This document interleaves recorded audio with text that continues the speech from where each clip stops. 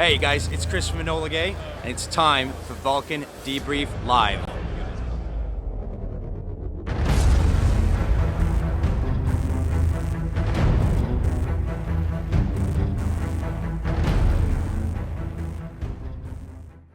Welcome to the most interactive airsoft show on the interwebs. It's the Valken Debrief Airsoft Live Show.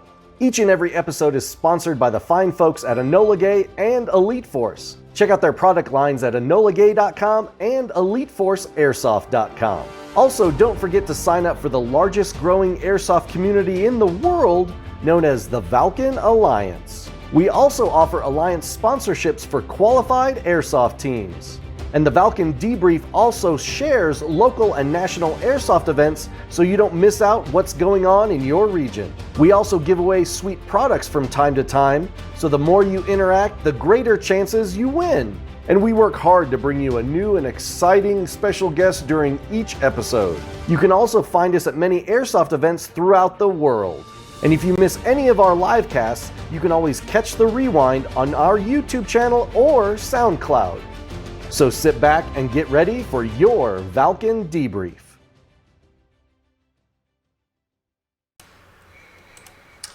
Welcome back to the Valken Debrief Airsoft Live Show, episode number 114. That's a 1, a 1, and a 4. A 1 and 1 and a 4. We're in the triple digits now, like comfortably in the triple digits. I know, you know right? what I mean? Like, it's nice. I know, this is great. This is Peltast. This is Kaiju. Is there anybody else here? Or is it just us? It's just us. Just lonely. Just man in the ranch at this time of night. We are man in the ranch. Man in the ranch. How's it going, guys? We are man in the ranch. The lovely Colorado Ranch, which might be somewhere between Pueblo and Denver. See, I did it right that time. I didn't actually give away where we actually were. So tag your friends, get them in the show here, and let's see.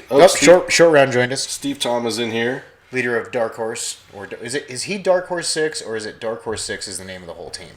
So he is DH6, or is he DH1? I don't know. Yeah, that's a good question. Let us know. Let us know what's up with that. Let's tag some folks in here. See, we got a Lindell with us.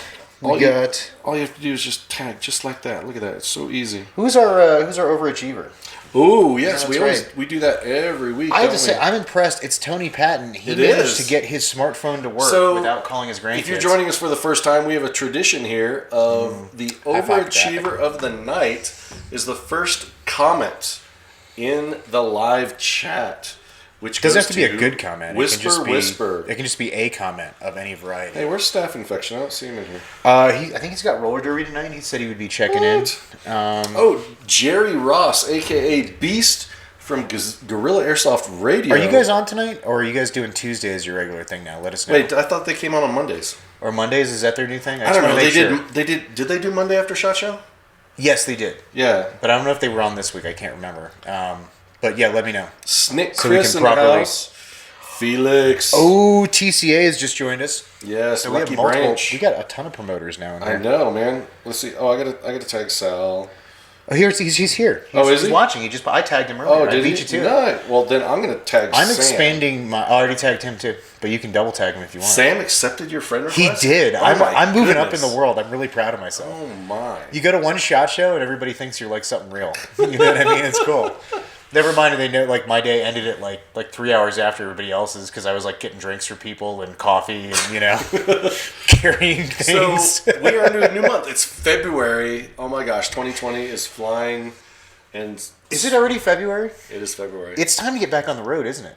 I mean, we're like a week out. We're 2 weeks out. We got to take care of the wives. I didn't mean that like kill them. I meant we have to do Valentine's Day, and then we're back out on the road finally. Yeah. So fortunately, Sal and Sam were smart. They put the event after Valentine's Day. So you can make nice with the wife, and then she makes nice with you by making a deposit in the emotional bank account.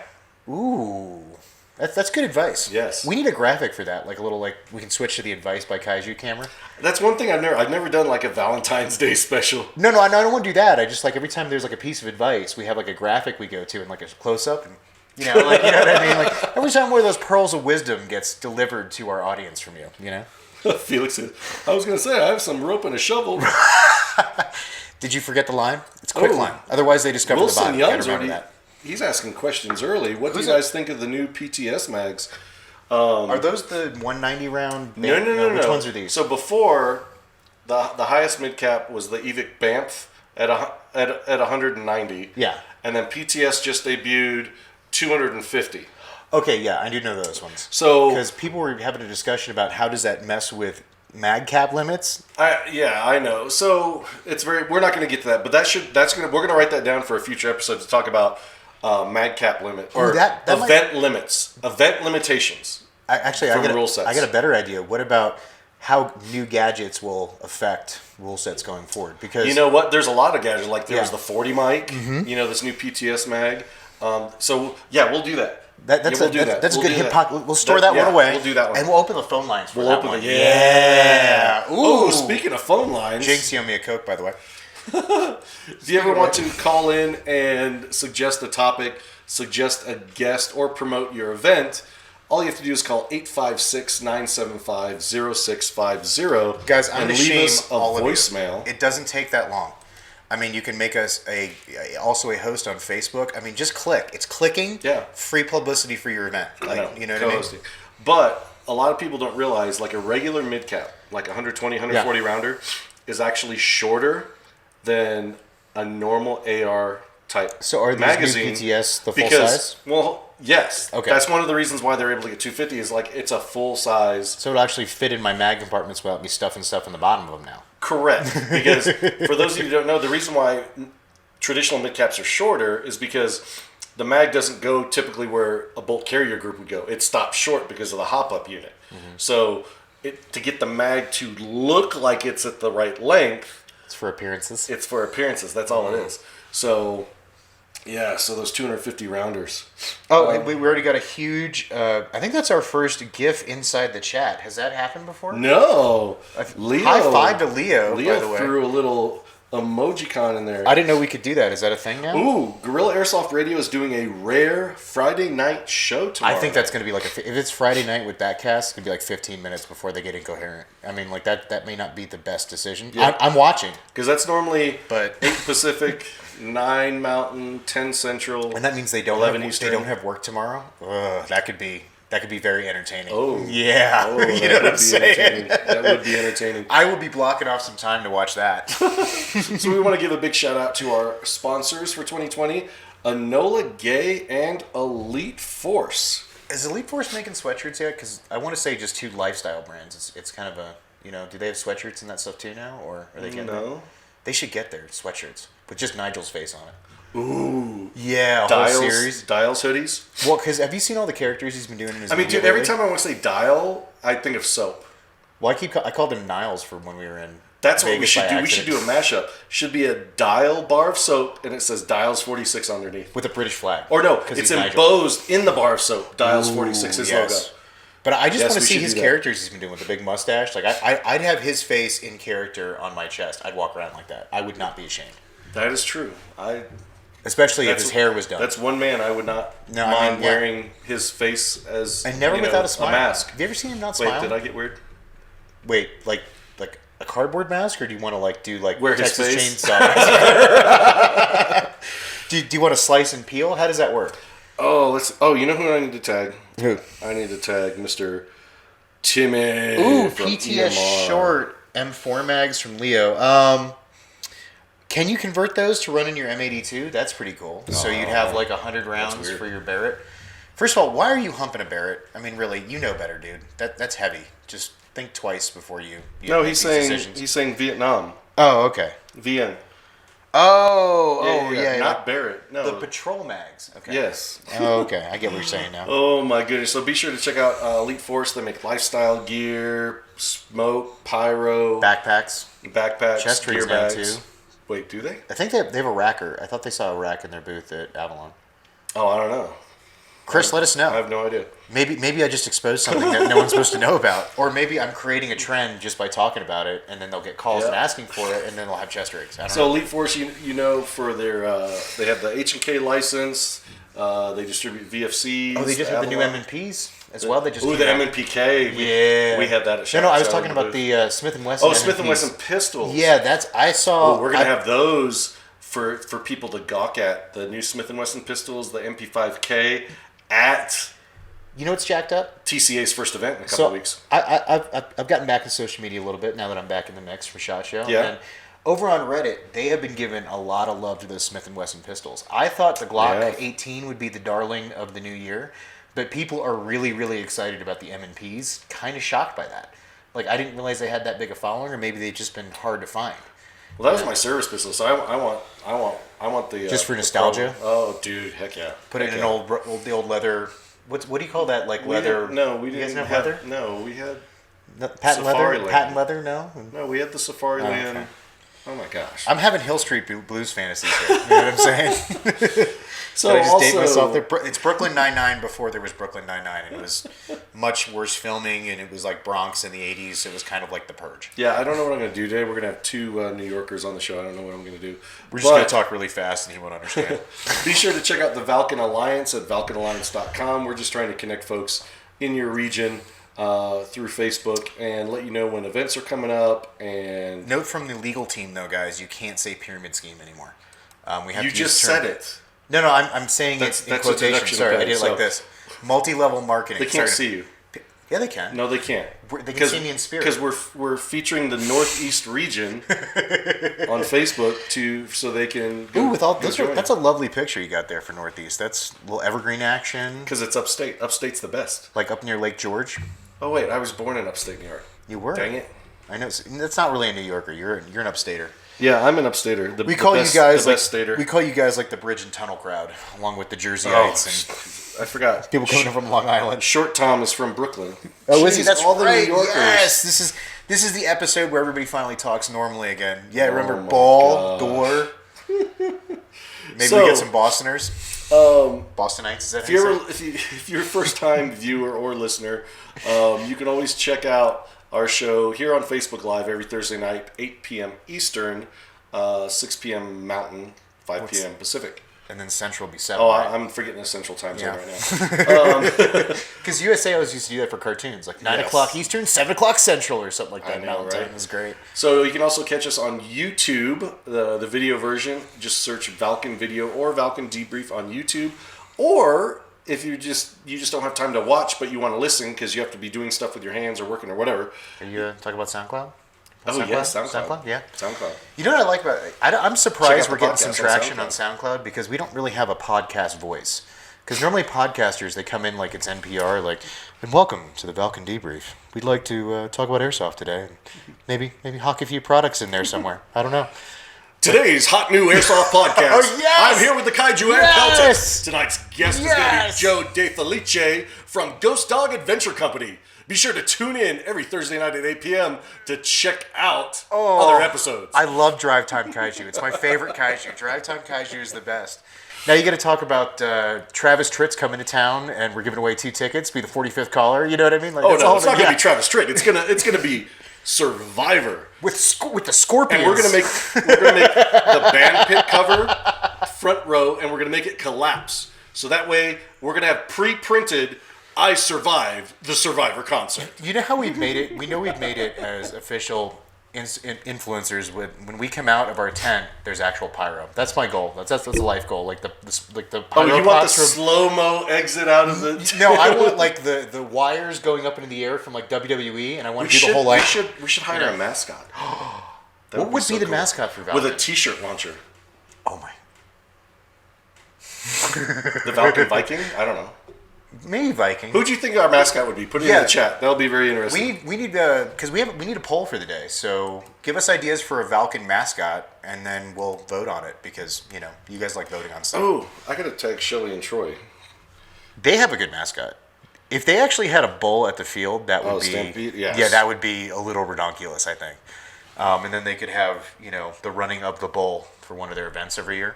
Just the one bull. Dude. He's very angry. What happened? Joe Mini says, "I'll throw an Ebola gay for you." I don't really know where to go with that one. That's He says, "I swear to God, I typed Enola gay." So here's the question: if Ebola gay is what comes up on his autocorrect, what has been Joe texting about lately? I mean, don't know. I'm a little worried. No, about you that. forget. He's a physician. What is he a physician or? I think. Yeah, I thought it's Dr. Joe Mini. Is it really Dr. Joe? Is it Dr. Joe? I have been not treating him like someone with doctor in front of his name. Like I can't. Well, his specialty is like in the posterior Even area. with that, I'm sorry, Joe. I love you to death, but I just can't call you doctor. Even. Speaking of which, UC Healthline's calling me. Sorry, gotta decline that. Did you miss an appointment today? Are you in trouble? No, it's probably reminding me of my physical therapy Did I next take week. your pills or something like that? No. Because that's the new thing. They call you to remind you to take your medicine. I had to shut that off from Walgreens. That was super annoying. Last time I got I got like 4 texts a day, like, take your pills. I'm like, I get it. All right. I'm an adult.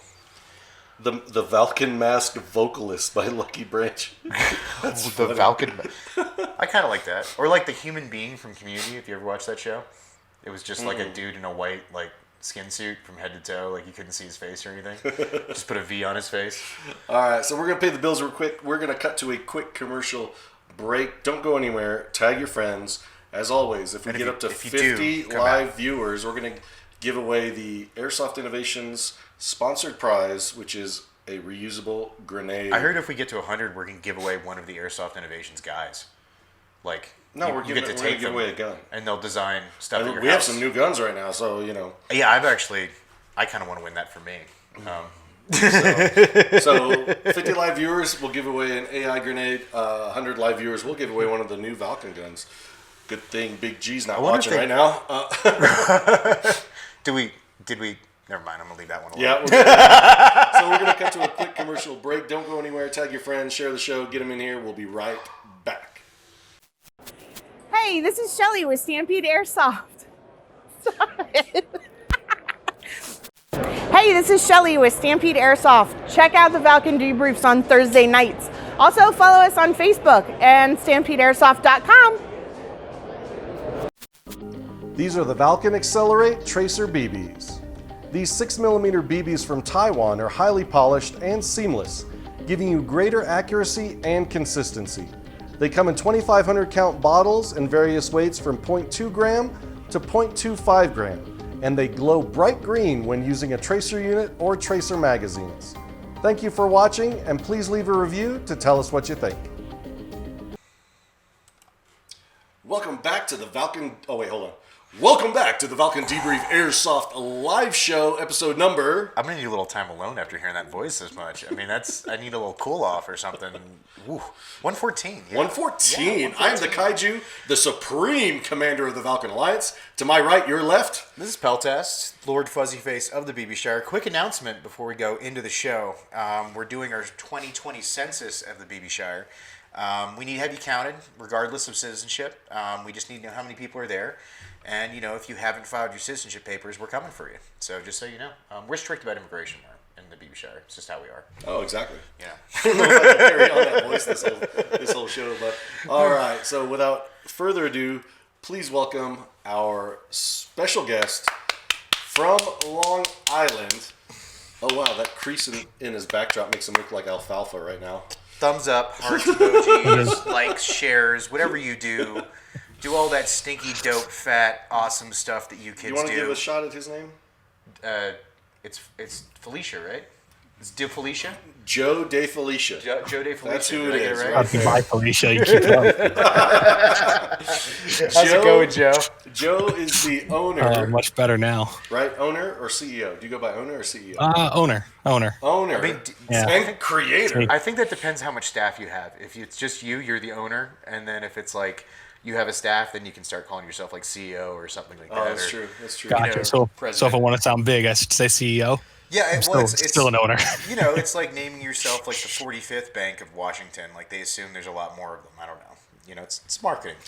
Take it or leave it. So he is the owner, creator, CEO, Big Mama Jamma of Ghostdog Adventure Company. Ooh. That is all true.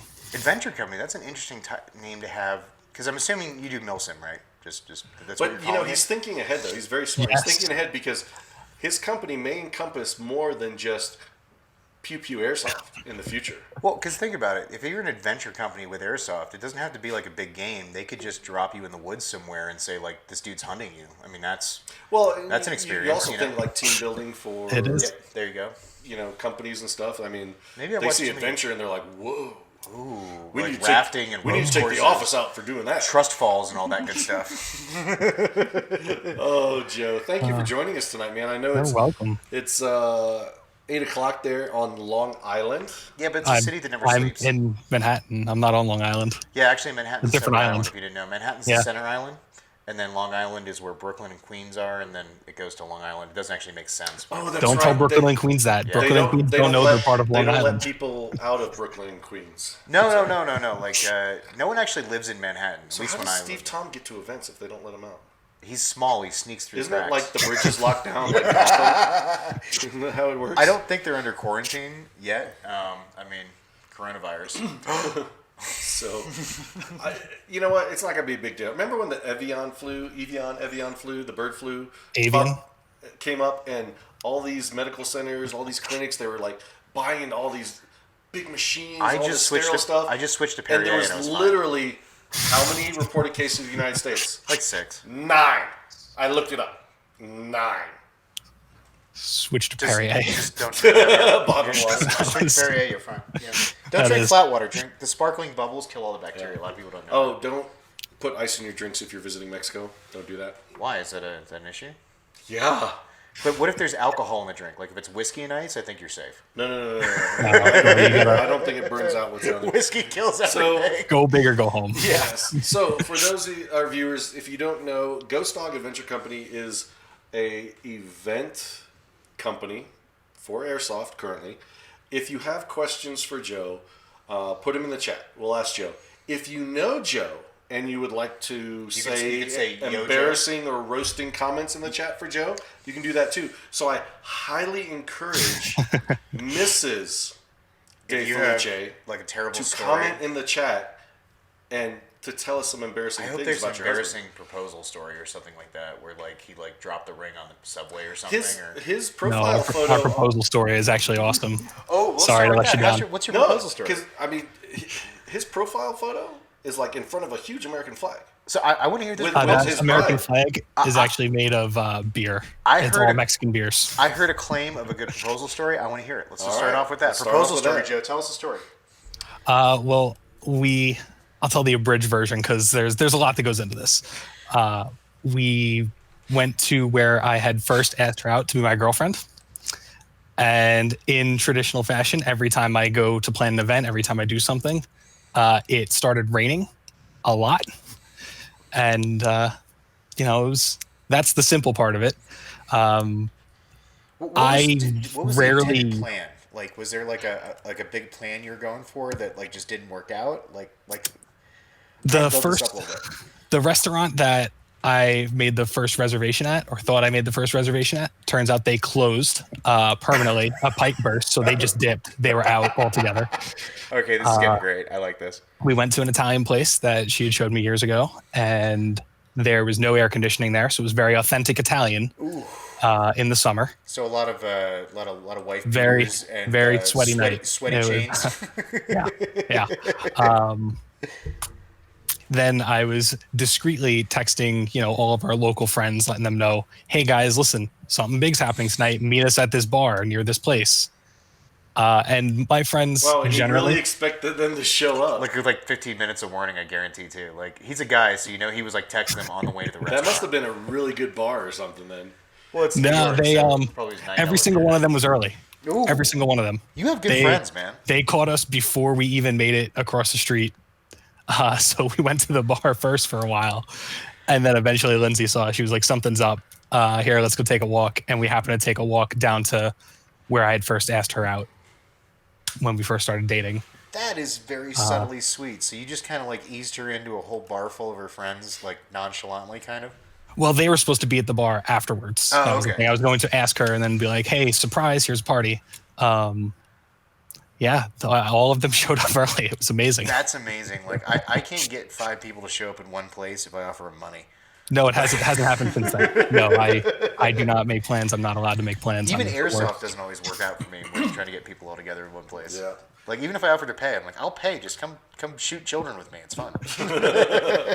So Joe, you are what I would call a young entrepreneur. I dig that. Yes, young entrepreneur. How old are you? I'm 29. Oh, okay, I know. So he's not that young. No. I love asking how old people are right when we go into a new year because they're like, wait, has my birthday come up yet? Wait. I'm actually really proud of myself with that. I haven't crossed out 2019 once this year. Well, no, I'm a liar. I did it when we were registering at SHOT Show. I did a 2019 and had to cross it out for 2020, but that was still January, so I get a mulligan on that one. So, normal question because you are an airsoft company. When did you start picking up airsoft? I would say it was 2003, 2004. It depends on if you count it as like my first classic army, like the first gun I got, like real one, or if you count it as like when I started buying a whole bunch of guns so everyone I knew can just, go at it in my backyard. Wow, that's when I got into airsoft too. Well, what's really crazy about that statement is that officially, Classic Army should be the official airsoft gun of nostalgia. Because every time we ask someone like, hey, so how'd you get started in airsoft? They're like, well, I bought this like Walmart thing, and then I got my first Classic Army, and then every story's gone the same way. Classic Army was the first metal gun on the market. M4, the Armalite M4. Yeah, that's what I'm saying. It's like the gun everybody remembers. The nostalgia. It's like Nintendo. Like Nintendo was crap, but we all love it. Like Super Tecmo Bowl was one of the worst games ever made. But I will still play it today and fight you over the results. And here's what's funny is, I don't think anybody ever kept an Armalite stock because that's when like Mad Bull parts was like everywhere because Mad Bull was distributed out of California. And they were the first like custom parts house that you could actually get parts and didn't wait 9,000 years for it to show up. I know, you'd go over to the glass case with Mad Bull going, I want that, and I want that, and I want that, and I want that. Was that you, Joe? No, I spent all my money just getting the Classic Army. It's a big ass battery. I worked at Domino's at the time. Phase 2 of the airsoft. Wait. So is this cliche that a New Yorker works at a pizza joint? If he moves to California, if he becomes big and when he moves to California, they didn't pay for licensing. Well, watch this. Oh, see, you have no clue what I'm drinking from now. Could be any weird straw chain restaurant. But if he moves to California with his friends when they make it big, then it's the story of Entourage. Gotcha. I forgot the name, not Turtle, the guy, because one of them used to manage a Sbarro, and that's like a running gag through that whole show for like... What show? Entourage. Never seen it. You're missing out. It's great. There's lots of scantily clad young women and harsh language. It's great. So were you high school, college at the time? When you first got... I was going into high school. Gotcha. So you're playing with your buddies, or did you get your buddies infected, or did a buddy infect you? I was actually thinking about that as I told the story. I don't remember what came first. If someone came to me and was like, you should try airsoft, and then I got the Classic Army, or if it was somehow I saw this thing online and said, I'm going to get a bunch of these guns, guys, we're going to play. Well, I don't know where you'd see it online, because wasn't YouTube like not a thing till like 05, 06 or something? No, literally, like you Googled airsoft and it was like Airsplat was the very first. And that was and then you just started clicking and hoped all the stuff you ordered. Are you getting any questions? I'm not getting any questions. Oh, I'm getting questions here. Okay, Jerry Ross is. Shorty USA. The actual Classic Army Love Fest here. I'm gonna restart my phone. And actually, yes, and even Steve Tom's going to Fugazi's now. We're talking some Guido language here. And here's a question I have for Steve Tom. As an Asian guy from New York who's not like stereotypically Asian, does he also drive a Beamer and have his Bluetooth in and his chest hair hanging out? I thought people don't drive on the island. Oh, no. New Yorkers drive and make it worse for everybody. And then even worse, you have the bridge and tunnel crowd that comes in from Jersey and Long Island, and none of them can drive in the city. It gets even worse. There's a request in the chat. Okay. Oh, hold on. I'm going to do this right. What do we do? Oh, is it time for the voice of God? Colony Wars. I was challenged.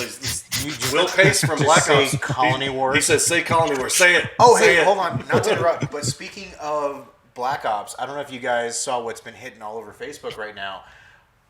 Overwatch is coming to Black Ops for their Land Rush game. They just announced it. Yep. Yeah, that looks fun. I'm kind of Land Rush in May. Kind of sad. Was that end of May? May 30th, I think? I can look it up real quick. I think it's Memorial Day weekend. Someone in the chat look it up. Tell us when it is. If Will would come in the chat, he could promote his Will thing. is in the chat. He was the one that told me to say Colony Wars. I meant Soto.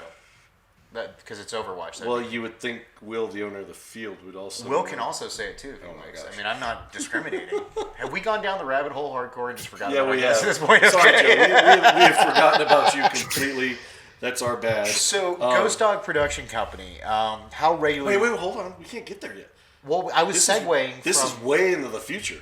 Oh, He we actually- Way in the future. He actually, when his profile says worked at Airsoft, he actually worked in an Airsoft Whoa! store. All right, so let's go back. We'll Skipping rewind. years. So All right, I see how it is. we saw something online, or he saw something online. Yeah.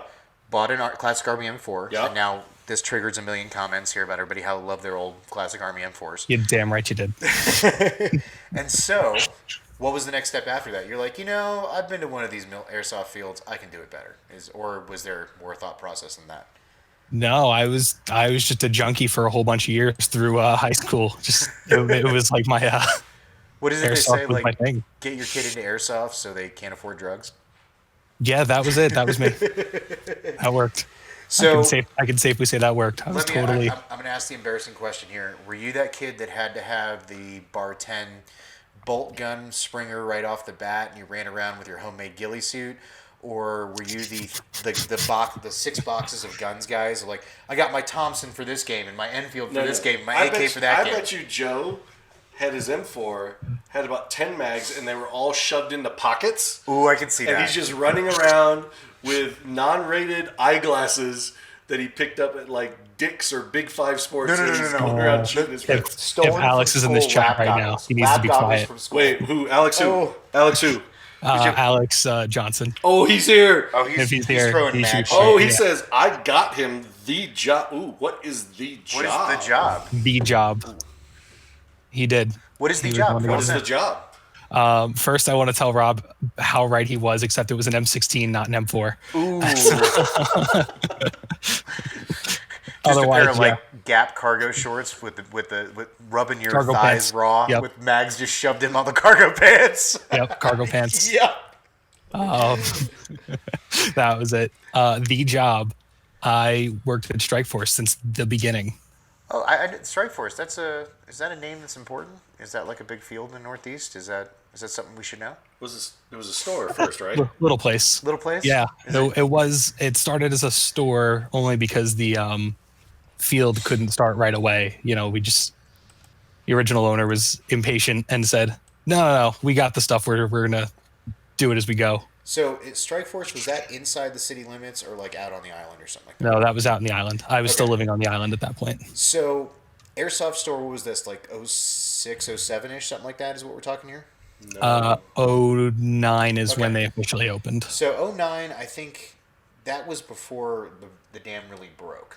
Like, Yes. probably 11, Yeah. 12 is when the dam really broke in America in a big way. So educating the public, walk-ins, what was that like in an Airsoft store when Because really no one that's had any clue? literally, it's almost 11 years ago. That's like being into anime in 1993. That's what we're talking There's about. not very many airsoft companies that can say they've gone 10 years. I mean, so were people walking in thinking they were real guns? Did you have to do the whole it's like paintball but not discussion? Like, what was that like?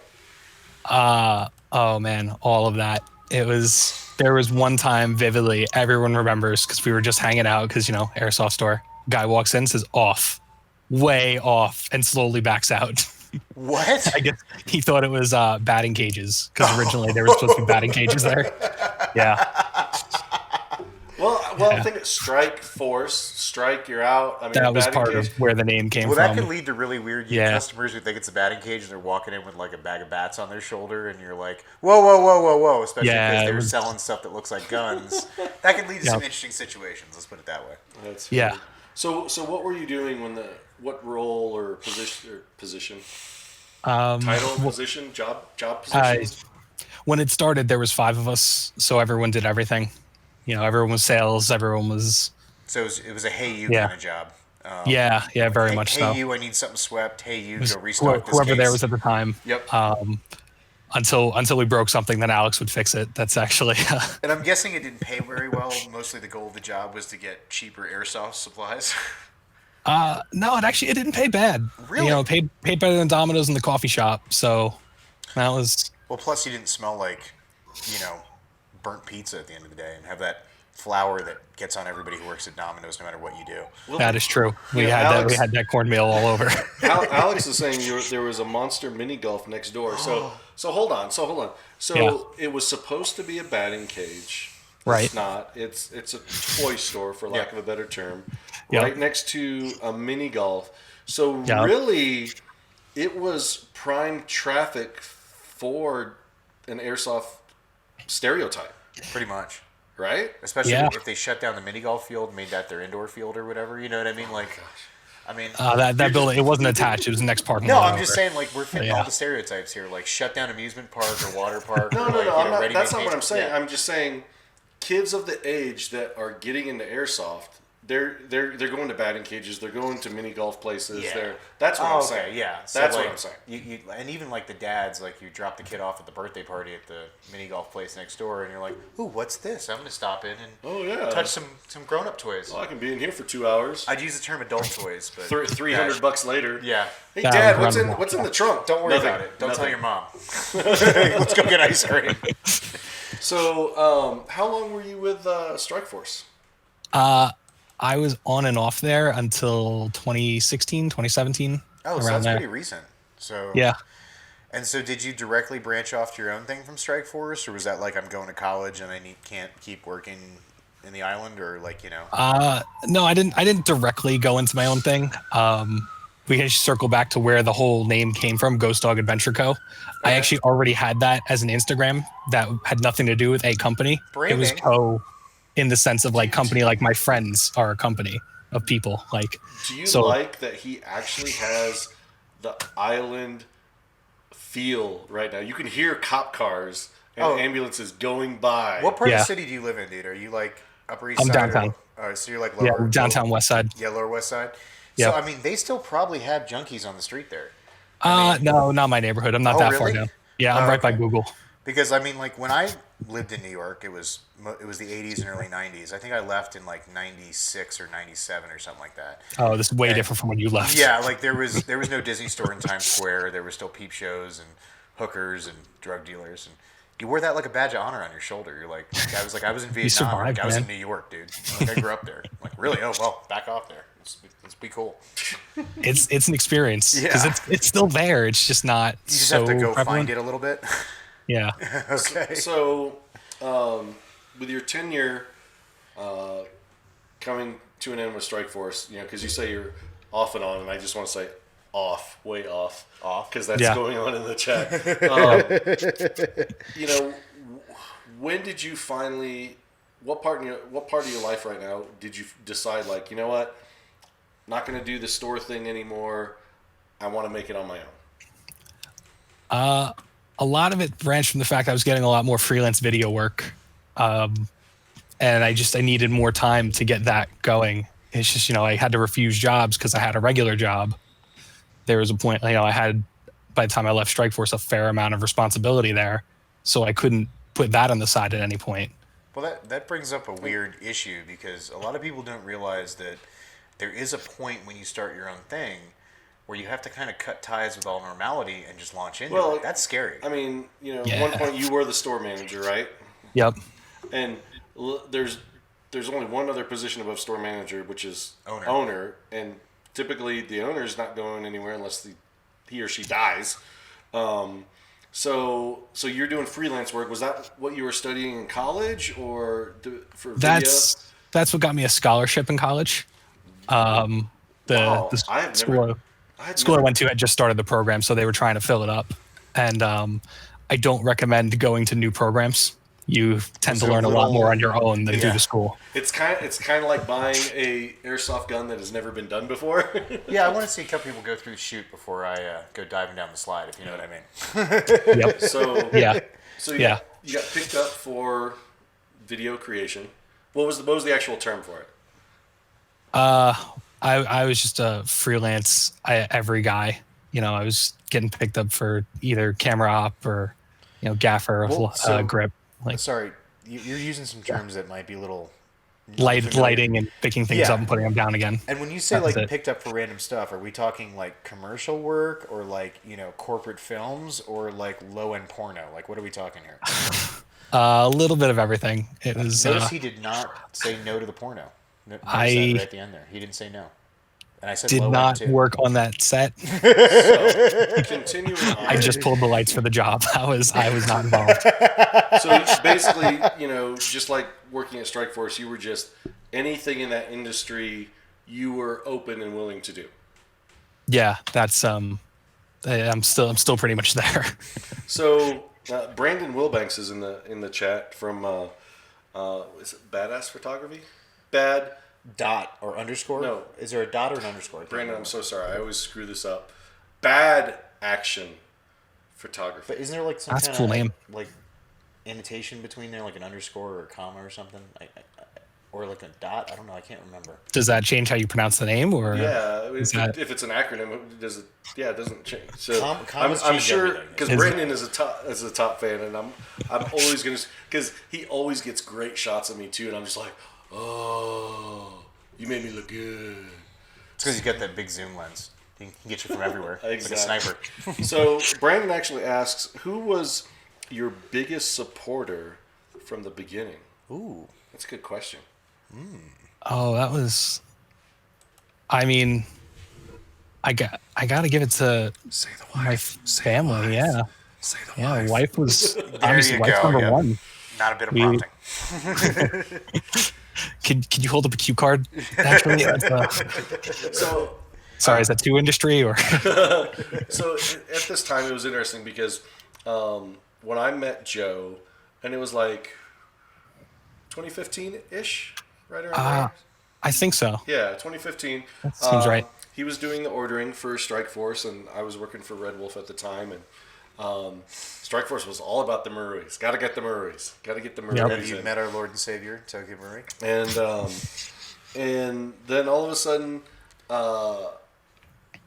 he didn't come to SHOT Show. And then all of a sudden, I heard from him with this business plan. We're going, hey, Yeah, Rob, you were one of the first people I told, actually. Yeah, I'm like honored. I didn't know I was like the first person. I mean, he recently got married, Yep. and then when you say your family is the biggest supporter, like literally, Joe's entire family supported him to start this company. Well, Am I right?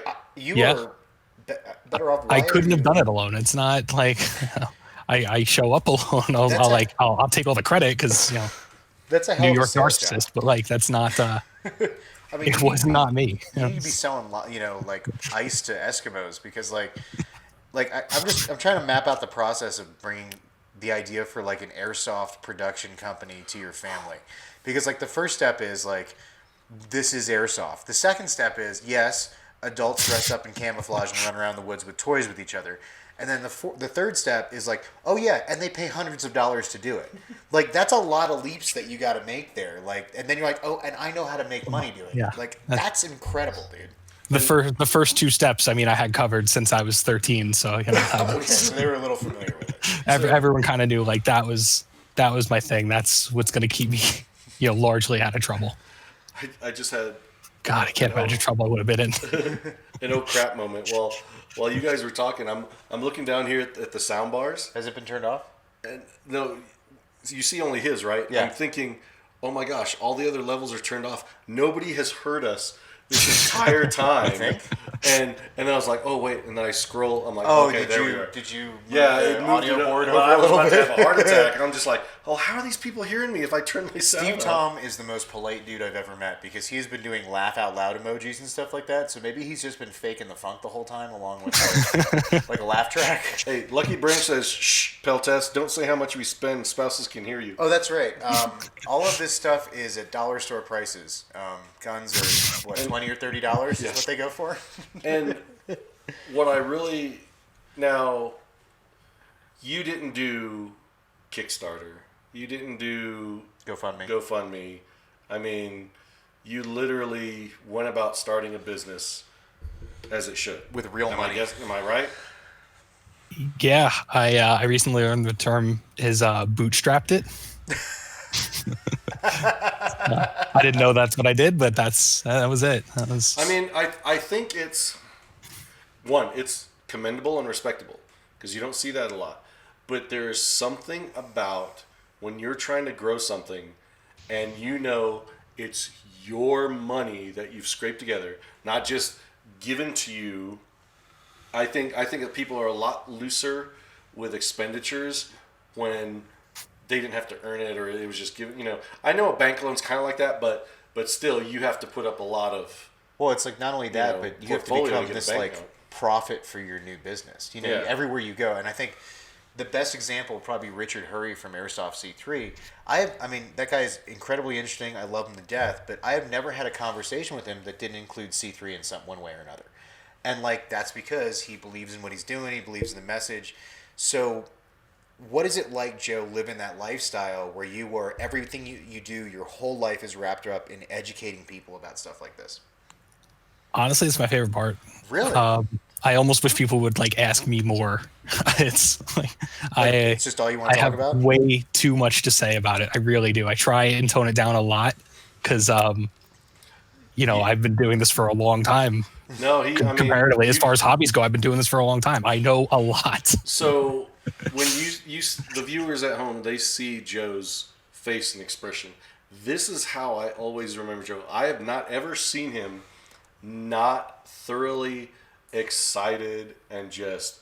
I mean, he always looks like he's in love with life.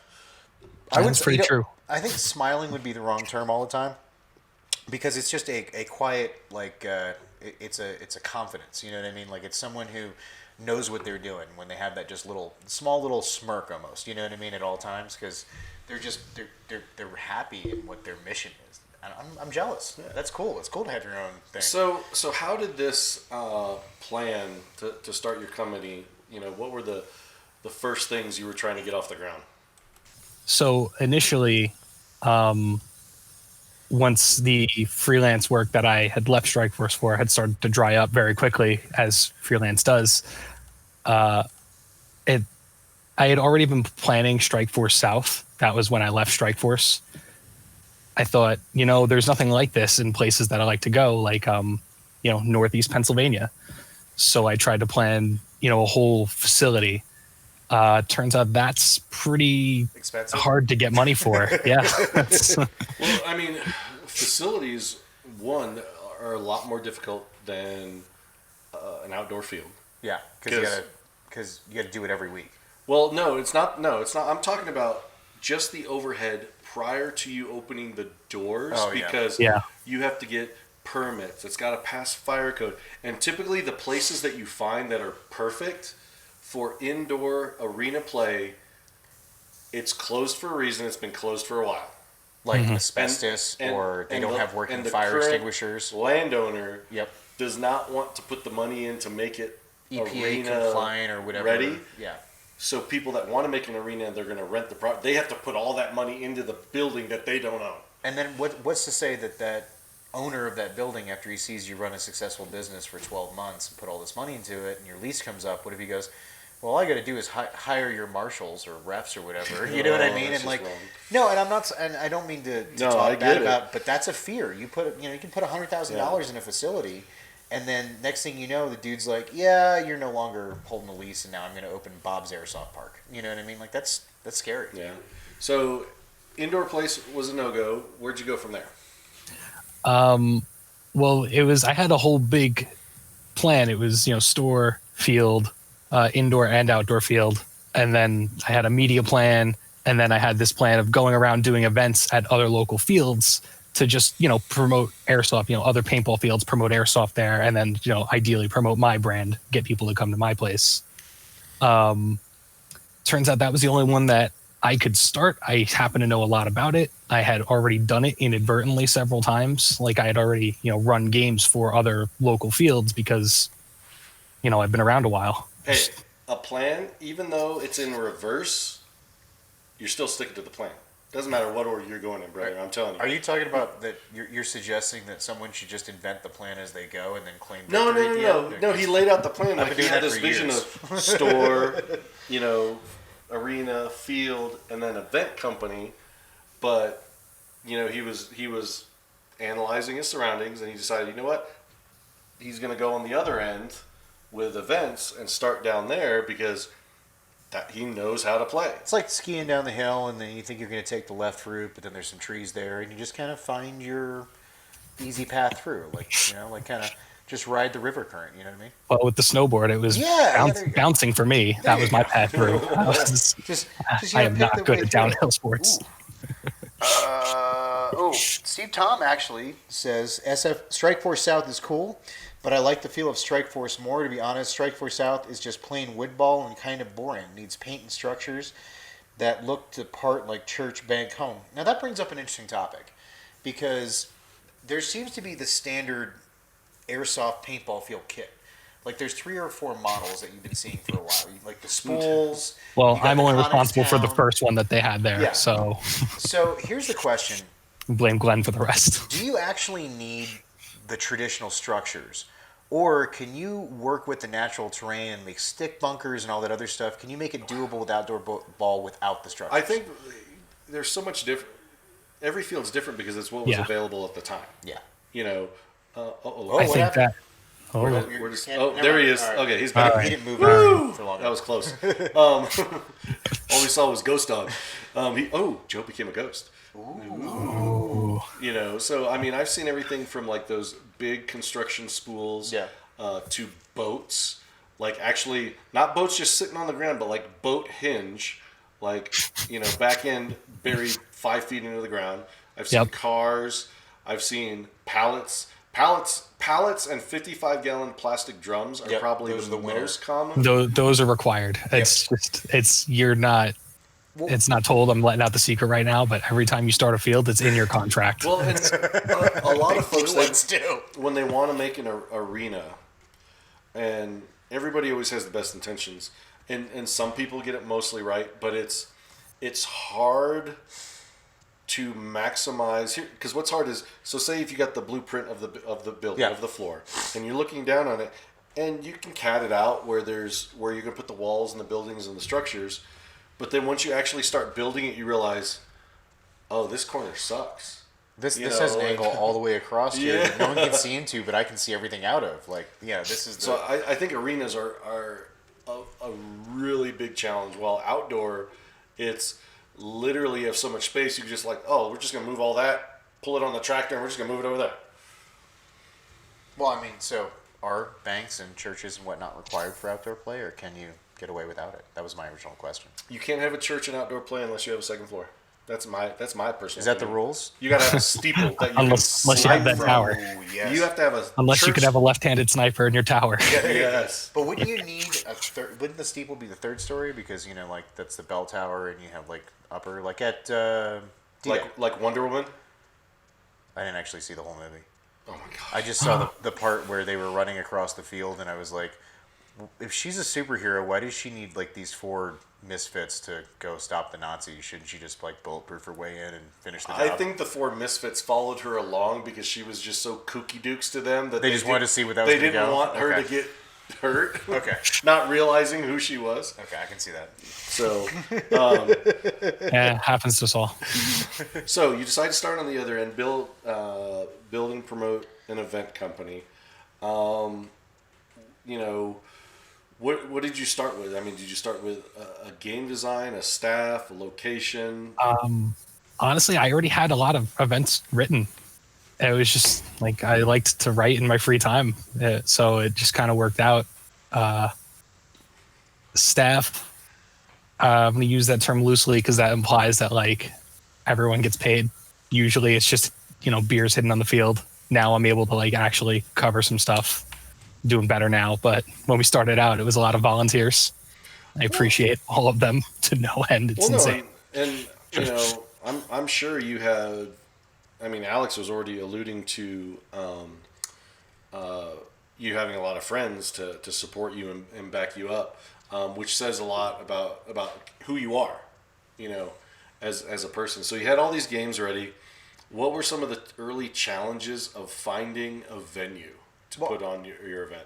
Did we cover what kind of games these were? Because I'm looking, because we're talking about challenges and getting people. Oh, okay, yeah, let's remember. What's the elevator pitch? Yeah, what is your game design?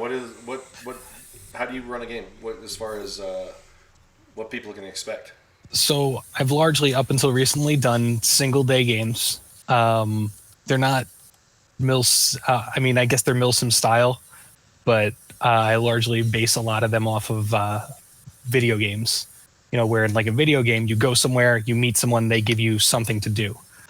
So I'll have role players or advisors mixed in with the teams. Like they're dressed a lot like this, you know, the red plaid shirts. So is there a like overarching storyline, or these kind of one-offs? Like when you say video games, are you like fighting? There actually is an overarching storyline. Ooh, I like that. Some people pick it up, some people don't. Largely, people just see it as camo versus no camo.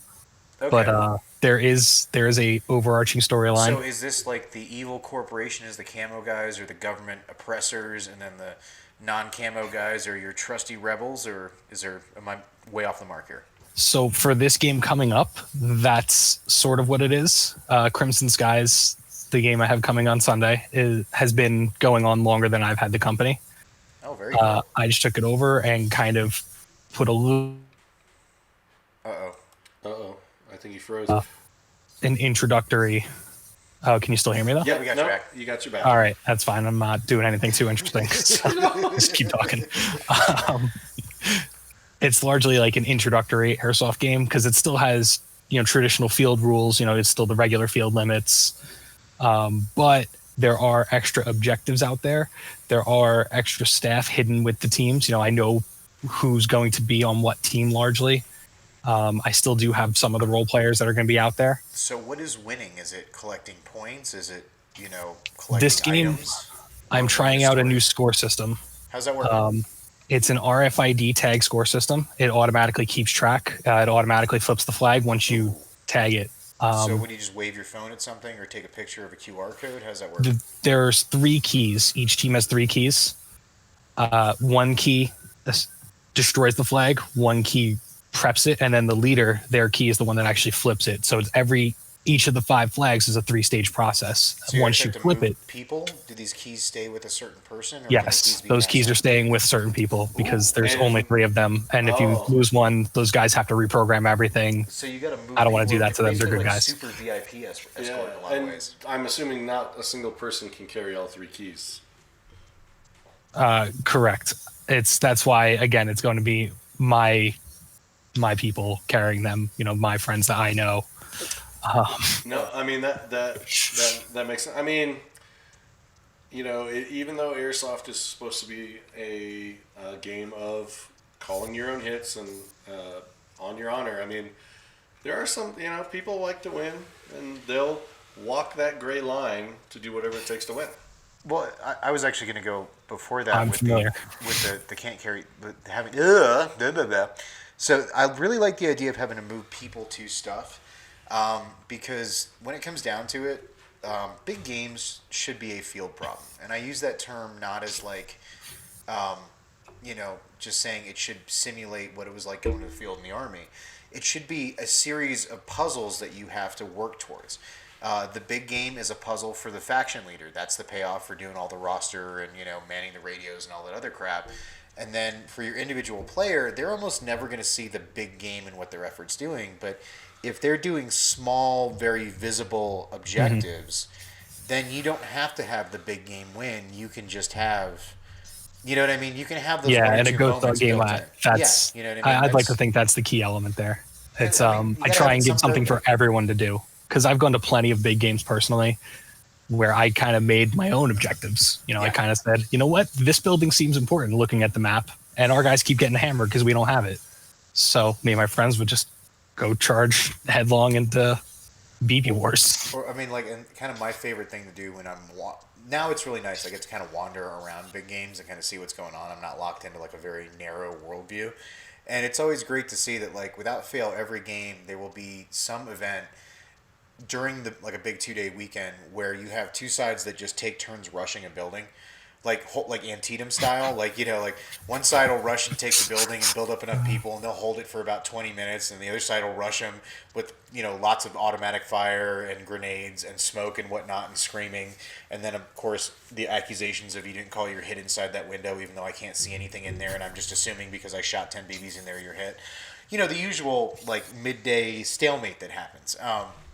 And it's always kind of funny if you're wandering around on your own, you can see that happening, but when you're in it and you've just been told to go take that building, you just show up and pound your head against it half the time. It's nice to be able to sit back and go like, well, we can walk 100 feet left or right. We're out of BB range, and then we can reevaluate what we're doing here. Yeah. Yeah, that's an option, but that's not the fun option. So Yeah. I'm going to throw $100 worth of pyro to get 2 guys out of this back bedroom. Yes. Yes, 100%. I spent more money. Absolutely. Take the hit.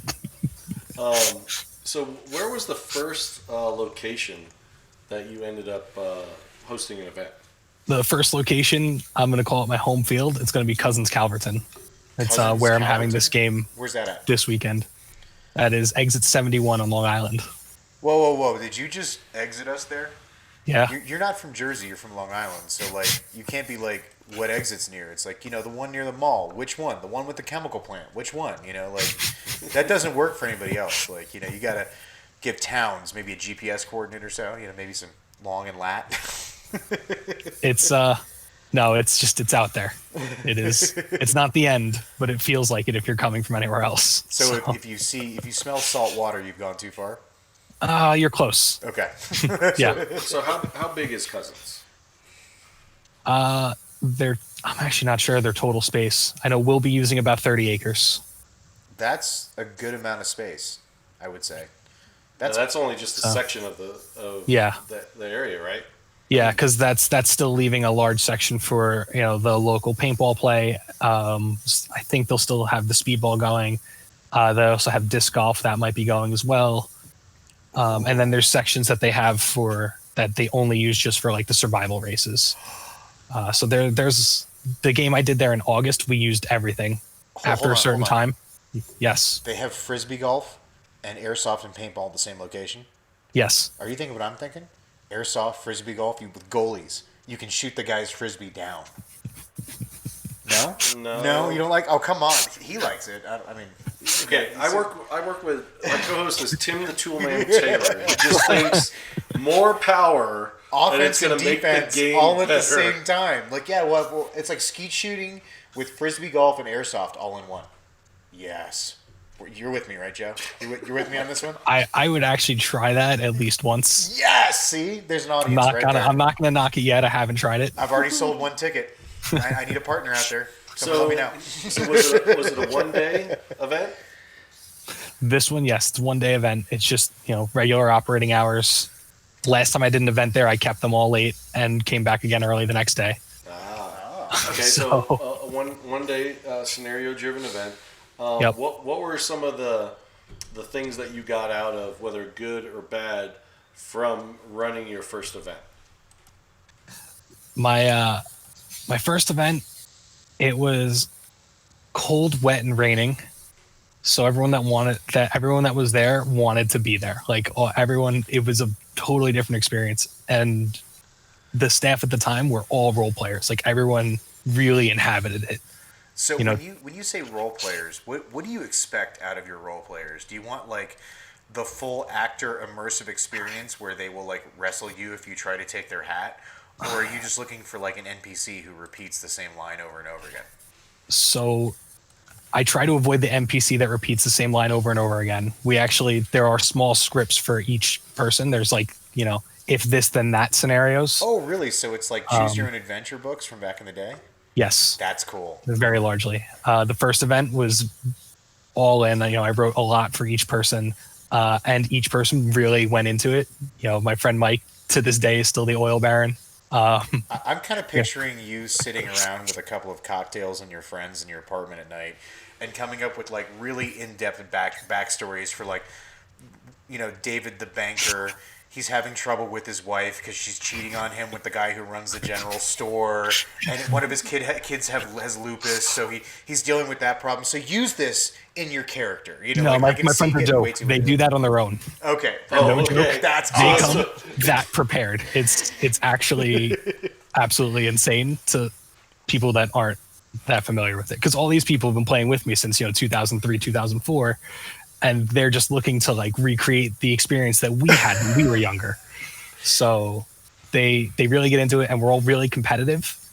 It's who can get more ridiculous with their character. Who can get more ridiculous and who can use their character to make the players destroy the other characters. I didn't think about that. And I encourage that 100%. I'll introduce money into games. I'll like hide beers and like make them compete for it. And I don't really need to make them compete. They're just gonna go, True. No one actually drinks that beer. They just carry it around in their neck with its bragging rights for the rest of the weekend. Like, yeah, I got a beer.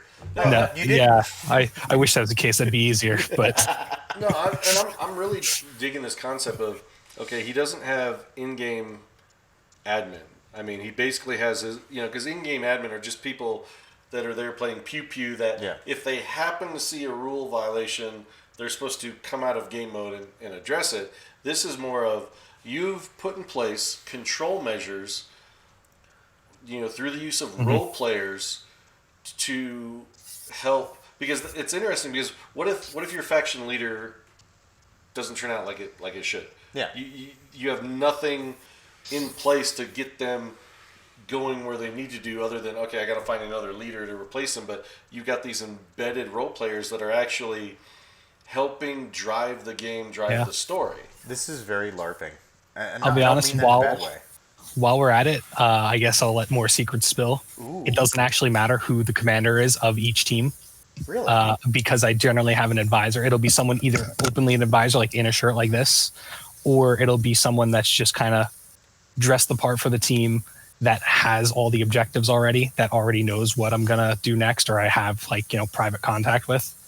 So this is way more, and I mean, I don't mean it in a bad way, but this is LARPing in a lot of ways, where your game drivers are all in-game elements and not externally fed in-game elements, because that's what fragments are. Those are externally fed elements. But if you have some natural check that keeps the players circling, because if you can just tell someone to tell them random places to go for the mission until you tell them not to, because one team's winning and the other's not. I mean, that's a really easy switch, instead of all right, get in touch with this commander, gather up a bunch of dudes, pull these guys off the line. By the time they get their stuff together, you're an hour after you wanted to get this going. Yeah. But if it's just a text message to Bob, the gas station guy, or the oil baron, whatever, and he can suddenly start actually giving people good information instead of screwing with them, that's a much easier game control. That's pretty genius. I like that a lot. I mean, how many role players roughly each side do you have going? Trying to think. It usually ends up being about 3 or 4 per team. Okay. Whether they're overt like this, or if they're part a player, or if they're a CO of some kind. Or so, what is the overarching storyline? Is this the overarching storyline's kind of spun out of control because I kept going with it. So they're outside this game. This game in particular coming up kind of lives outside of everything. I used it as the trigger, more or less. So the Crimson Skies event is essentially Red Dawn, where this foreign force came in. Is this Patrick Swayze Red Dawn, or is this the dude Thor's brother Red Dawn? I only know Patrick Swayze Red Dawn. Because I was about to say, if it was going to be Thor's brother Red Dawn, we're going to have some talk. All right, I would deserve that. Okay. So Crimson Skies started as Red Dawn, essentially, and then I just kept evolving it as if, what if this army never left? And what if these rebels won, which they often do?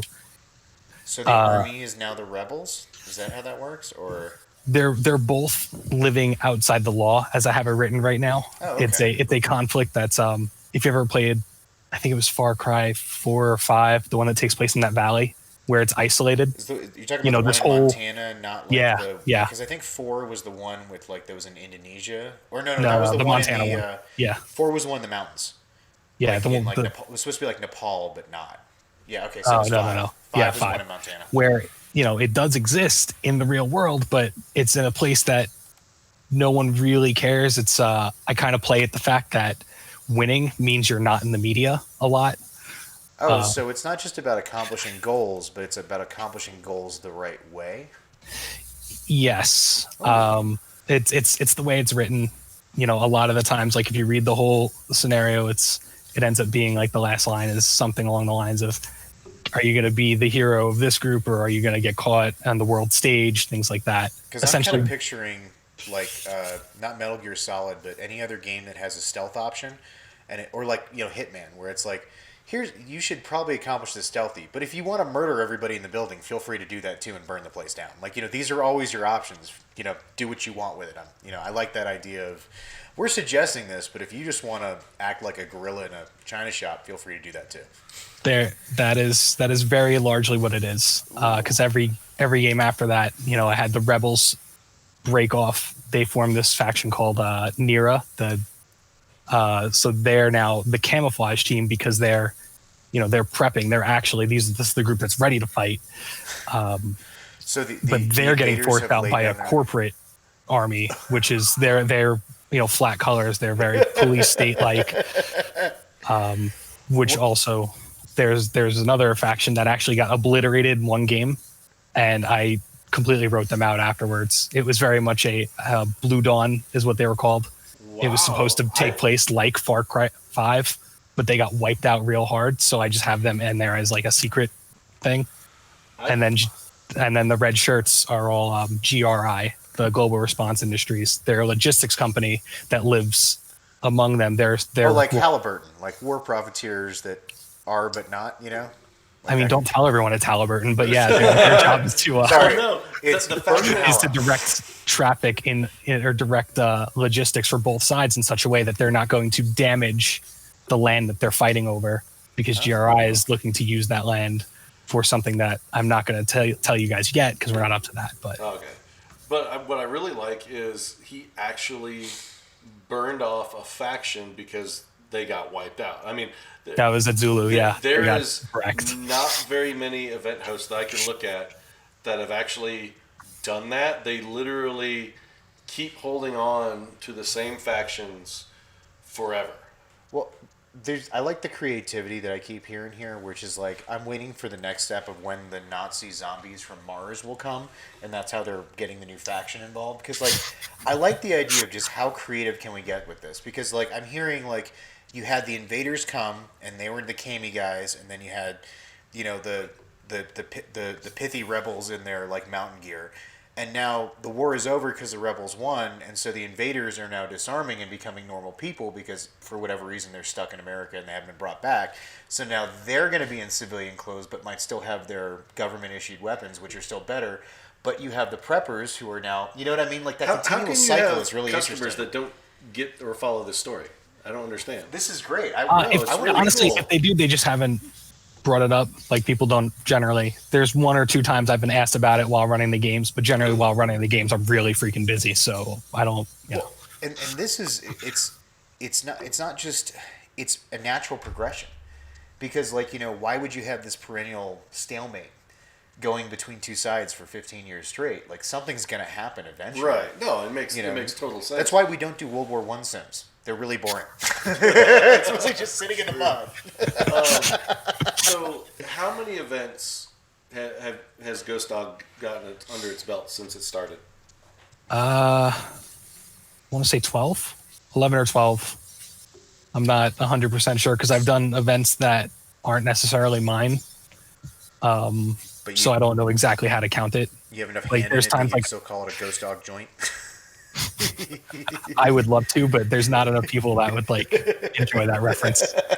I know you would, but like I'm just saying, 90s music video. It's where everybody got their guidance in life. Hey Joe, but there were times where I was like a general for a game, or like I would go and I'd be like a eyes in the ground kind of thing. So gotcha. Alex says Jacqueline says hi. Hi, Jacqueline. Jacqueline's Alex's daughter. She's awesome.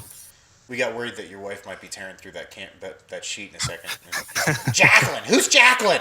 Who's this Jacqueline you're talking to? I don't know if that's your voice. I love Jackie. 0 to New Yorker in 2.2 seconds. That's my standard Fran Drescher angry voice. Jay Quellen. That's Jay Quellen. He gets it. Joe gets it. Jay Quellen. Hey, Ron.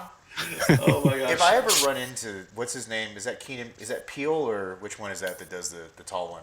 But if I ever run into him, Keegan, yeah. yeah, I want him. I'm gonna be that guy. I'm gonna be like, I want you to do my voicemail message.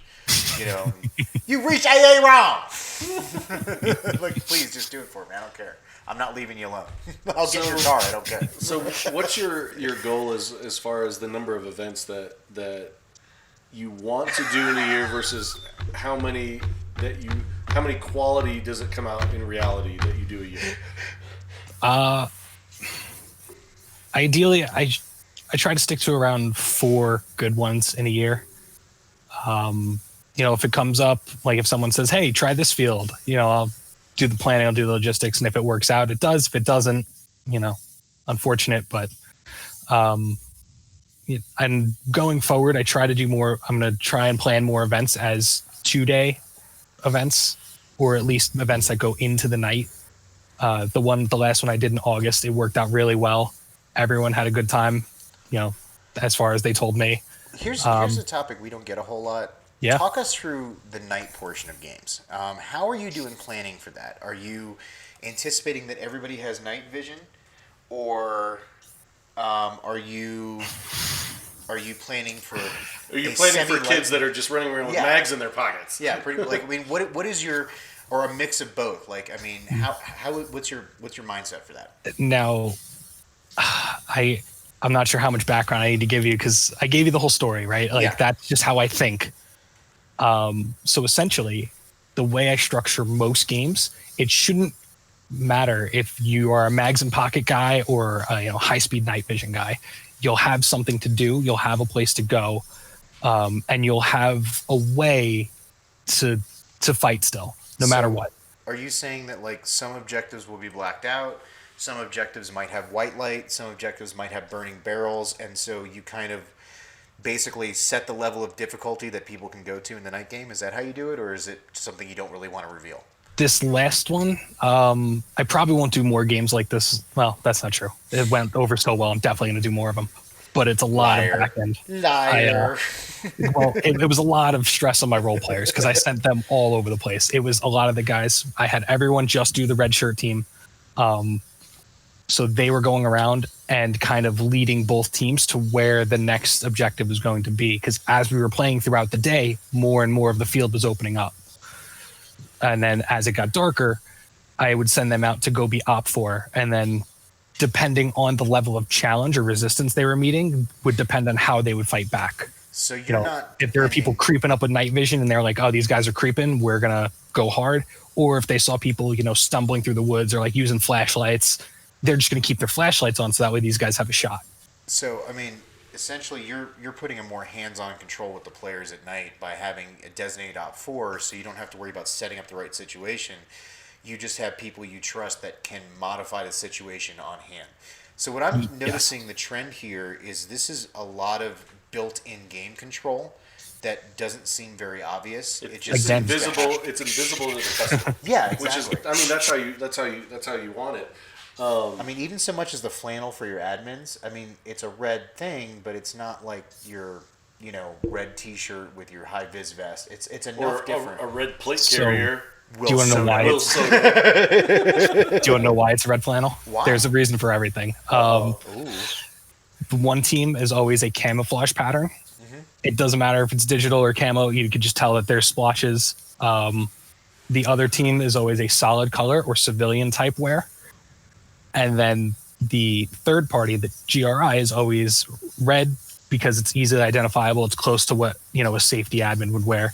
And plaid because even under night vision, you can see that it's not splotches. It's actually straight lines. Think about that. That's pretty ingenious. So I mean, that's a lot ideally, there's less friendly fire under night vision or under different circumstances. That's a lot of value for something that you can pick up at like JCPenney. You know what I mean? Like I didn't really.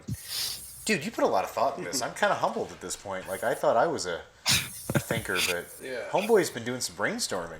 Yeah. Like, dude. So we need to get to the Northeast. There's been some internet drama recently that's put negative light again on HPA users. Oh, I thought my pictures had made it out again. No, sorry. Okay. No. So I got worried there for a second. How much of your audience is AEG, HPA, gas blowback, and I mean, how do you keep everybody happy and controlled with those different platforms? There's not enough gas blowback, guys. I wish there was more. I love it personally. I like the loud guns. I just like, it gives you that little bit extra, like, oh man, that guy's shooting. There's not enough of that. But the AEG HPA, I don't personally, any of my games have an issue with it. I'm pretty upfront that I chrono using joules. I'll generally give people the conversions. The people I leave in chrono are people who know how to chrono for joules.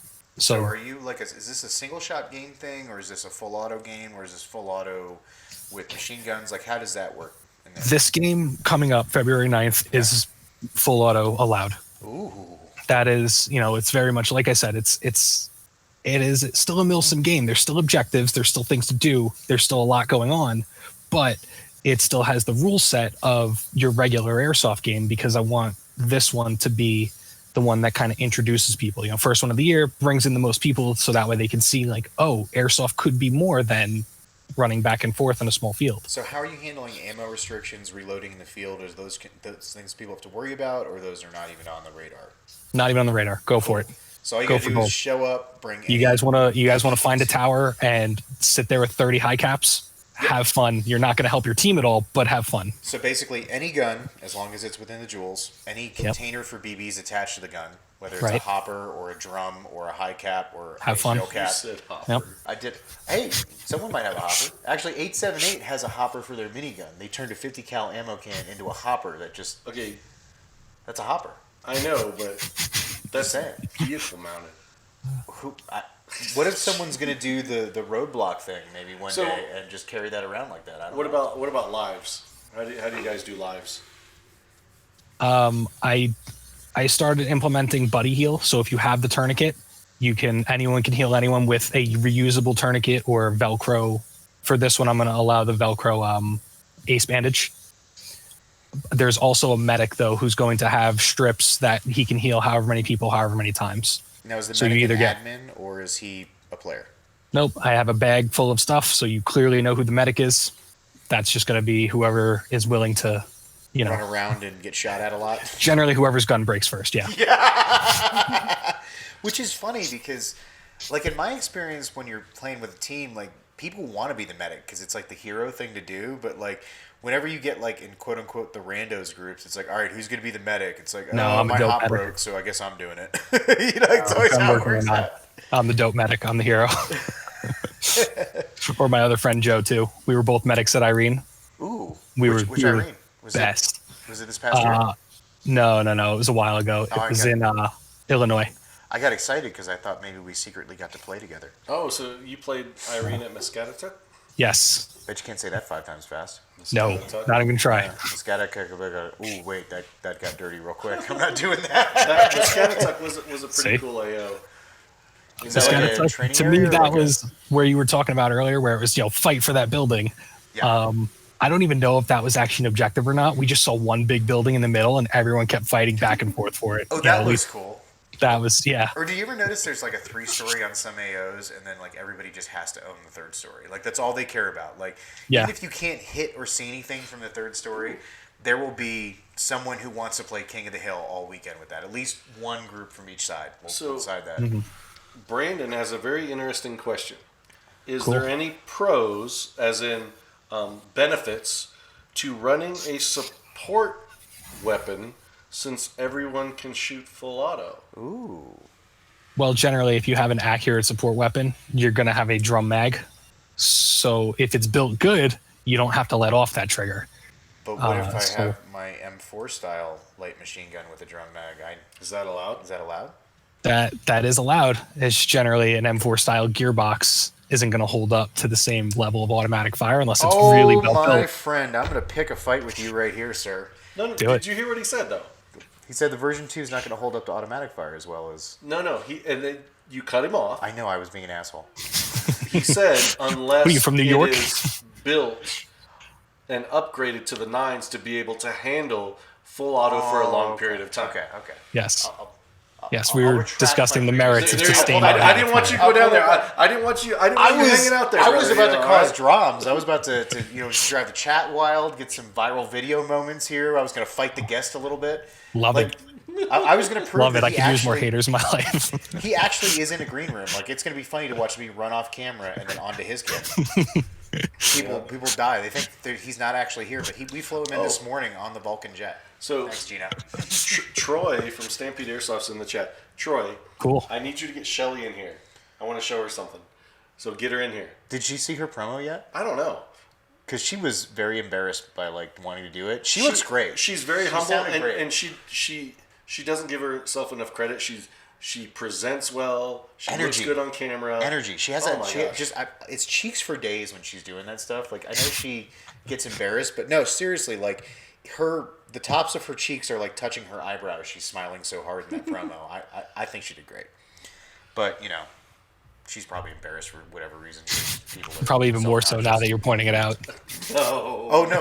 Next time she's gonna rip us apart. The next time we see her, hopefully not till like next year. We can get away with that at SHOT Show. I can just talk trash and then build it up, and she'll come kill me next year at SHOT Show probably. I'd like to see Shelly and Troy at GTI.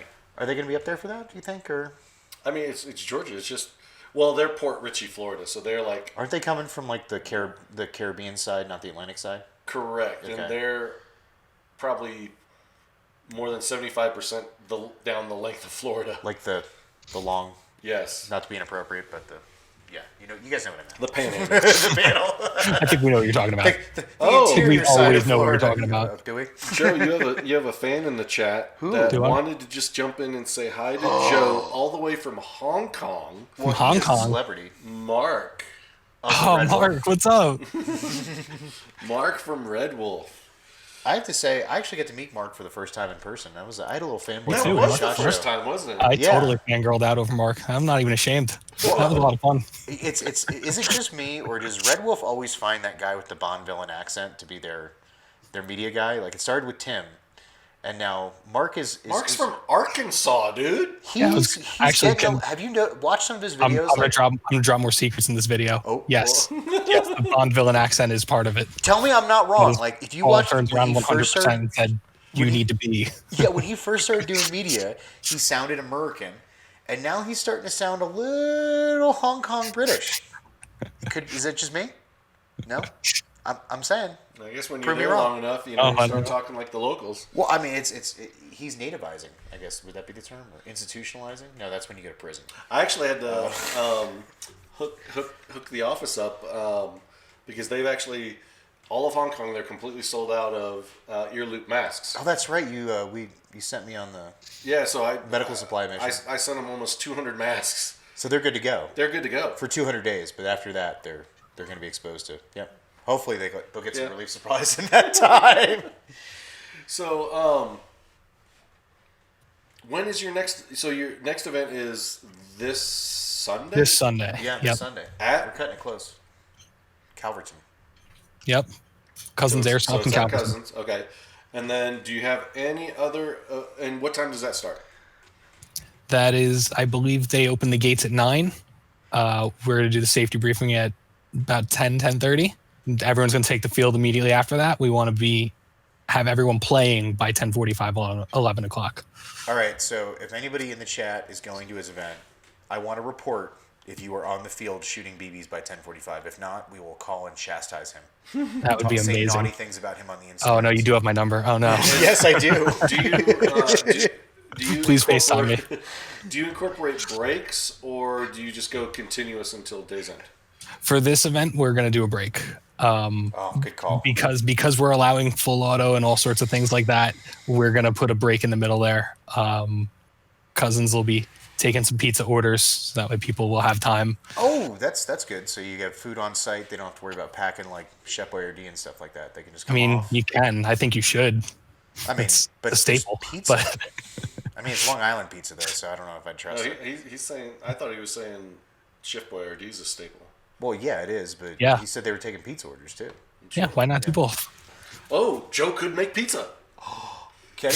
That's right. He's a Domino's aficionado. Did I get that right? I don't know. Oh my gosh, Brandon said, "Is Airsoft ever on time though?"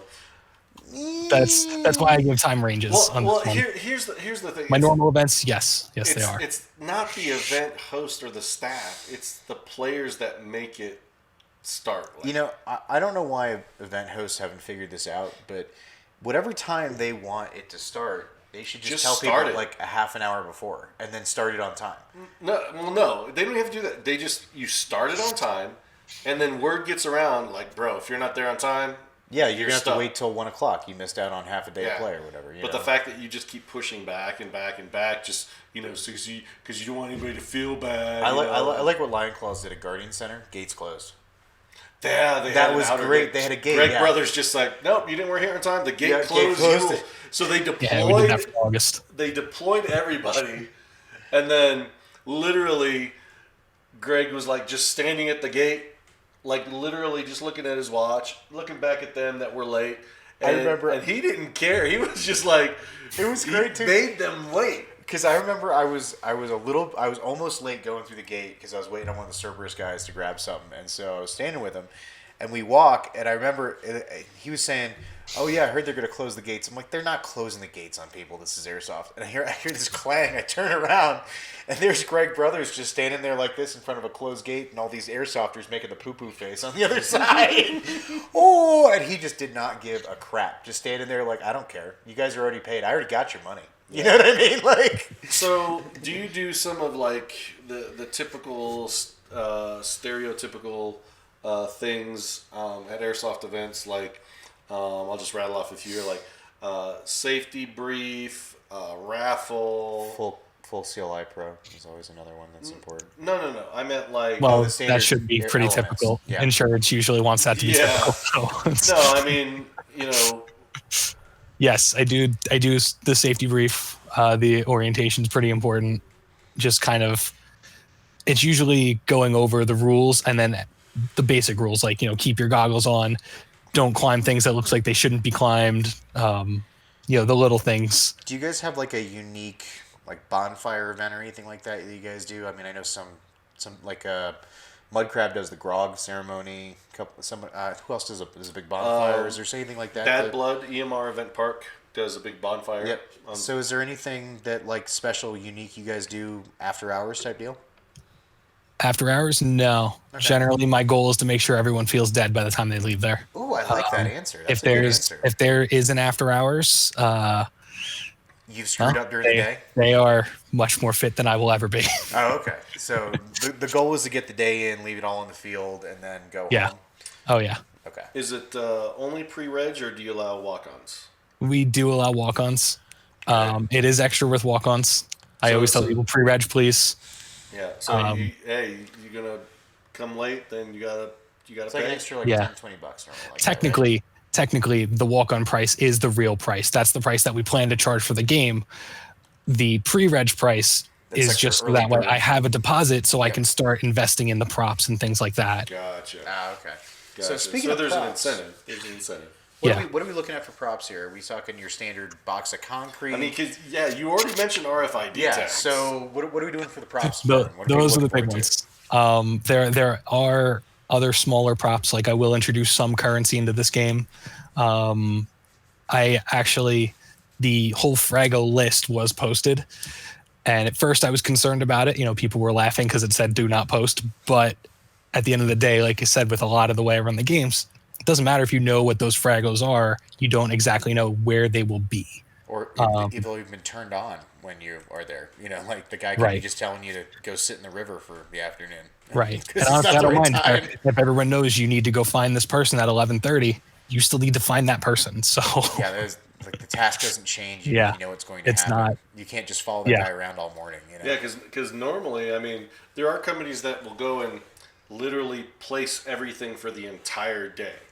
So that's where you have problems of. That's dangerous because then you get people that play like me that just say, "Here, hold my gun. I'm gonna sprint." This looks like a game prop. I'm just gonna take it, and if we happen to get called for it, we'll already have it in our base. I'm not saying that I've ever done this, but if you find a prop that's not yours, I might, like, if one side's painted orange and the other side's painted green, I might flip it over and put it like under a tree 10 feet away from where it's supposed to be.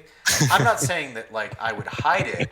I'm just saying if it gets kicked by accident into a bush Kick right 10 near where it feet. needs to be. Gotcha. I'm not saying I've done that before, but it does happen. Fine, look harder. To certain players would do things like that, is what I'm saying. Less scrupulous. But here's the thing. Props, and Joe, you can testify to this or not. Mm-hmm. Props can be... Oh, excuse me. Bless you. Props can literally be out in the open, and players just walk right by them. Yes, the Lance. Yes. I walked right by the Lance all afternoon. Did not see it at Avalon. That was sitting up in the rafters. I don't know how many times I walked What by has been that. what has been the most difficult prop that you have that players have a hard time finding? We were doing a lot with gold bars for a while because, I had introduced a small amount of currency and I left those out there as like okay, this is the big buy-in if you want, a role player to do something for you, things like that. And you would think these things are painted gold. They're not generally hidden very hard, because we have to hide a lot of them all at once. So it's very much just haphazardly tossed. And we still have to go back and dig up at least half of them before the day's over. And usually they're still just sitting there, like in the tree branch about eye level, or floating on a pond. Like it's I have just to really compliment you, dude, because I keep hearing you talk about currency, and the fact that you haven't actually introduced some kind of paper money into your games, because it seems to me the ultimate cliche for every promoter is they want to build up their own ego. Because what does everybody do when currency comes into a game? It's not like a photocopied $1 bill. It's like, JP, or Will Soto, pointing at a camera. It's always whoever owns the company wants to have their vanity shot money of themselves. Haven't you noticed that? if any of them are in this discussion right now, please send me some of that money with your own face on it. Yeah, exactly. But not Autumn want Fog. What was on Fog use? Autumn Fog is put on by Nemesis at Black Ops. What do they use for money? Bottle caps. Oh, okay. So it's not a total cliche, but I've seen a lot of promoters' pictures on a lot of money for a lot of games. I did do printed poker chips with the ghost dog on them. Ooh, I like that. That's pretty cool. Yeah. We actually, when we were in Vegas, I don't know if you saw, 2 hotels down from the Venetian. It was the Harrah's, I think, when we stopped in there. They had a guy there who makes custom poker chips, like a company. So you could get your face on a poker chip. That was in the link. Was it in the link? It was in the link. That's because everybody gives out patches. I'm thinking that maybe a poker chip with my face, and it wasn't that expensive. I mean, it was about $200 for 100 chips. Well, no, that's for chips though. But if you just wanted like a gold poker chip that was like a challenge coin but looked like a poker chip, you get those customized. They weren't very expensive. That actually would be kind of a cool idea for an event, a game thing to find. You know what I mean? You use poker chips and have the golden chip that you find or something like that. That might be cool. Oh. The coolest some ideas out there. The coolest currency I've seen is when Evic does their events at their. They use real currency, right? Because they're a store. No. they use metal John Wick coins. Oh, really? Oh, that's cool. Literally, they have ammo cans filled with them, and it's some of their locations is different. But the one location, when it was at GamePod, they had 2 entry doors for the 2 factions, and they had the tents and the staging areas outside. But there was 500 people, but the GamePod can only effectively really have about 250 max inside. So what they would do is each player got 5 coins when they checked in. So literally, they let when the first 100 got in line, there's a marshal at the door. You gave him he was like the ferryman. You gave him your coin, and that let you in. And then he would not let another person in until a dead person walked out that door. That's really. I think that's a genius Wow. idea. And if you That's a way to actually control a closed environment. Yeah, and if you had extra coins left over, you turned them in at the end for extra raffle tickets. The only question I would ask is that I wonder if they had some kid coming into the main store after collecting a bunch of coins during the game, and he comes in and just walks up to the counter and dumps out coins, and I want that gun over there. Do you think that maybe happens after the game? How would he collect coins in the game? Well, people collect props and hold on to No, it and stuff but you have to give the coin to the guy outside to enter the game. You're telling me not one of those kids pocketed a coin as a souvenir? No, because remember, at the end, you turn the coins in for extra raffle tickets. Oh, that's how they got them Literally, back. that's how they got them back. Okay, and it's just That's genius. I mean, your coins don't walk off because that's an extra raffle ticket. If I was running an airsoft store, and I'm not saying anybody should do this, it might be really cool that when you like buy a gun, you don't like you go pay at the register and then they give you a coin and then you just walk over to like a booth and put your coin down and then out comes your gun. Like, you know, you're dealing with what was the gun guy from the second one, the wine taster. What do they call him? I don't know, but now Mark wants kaiju money. What's kaiju monies?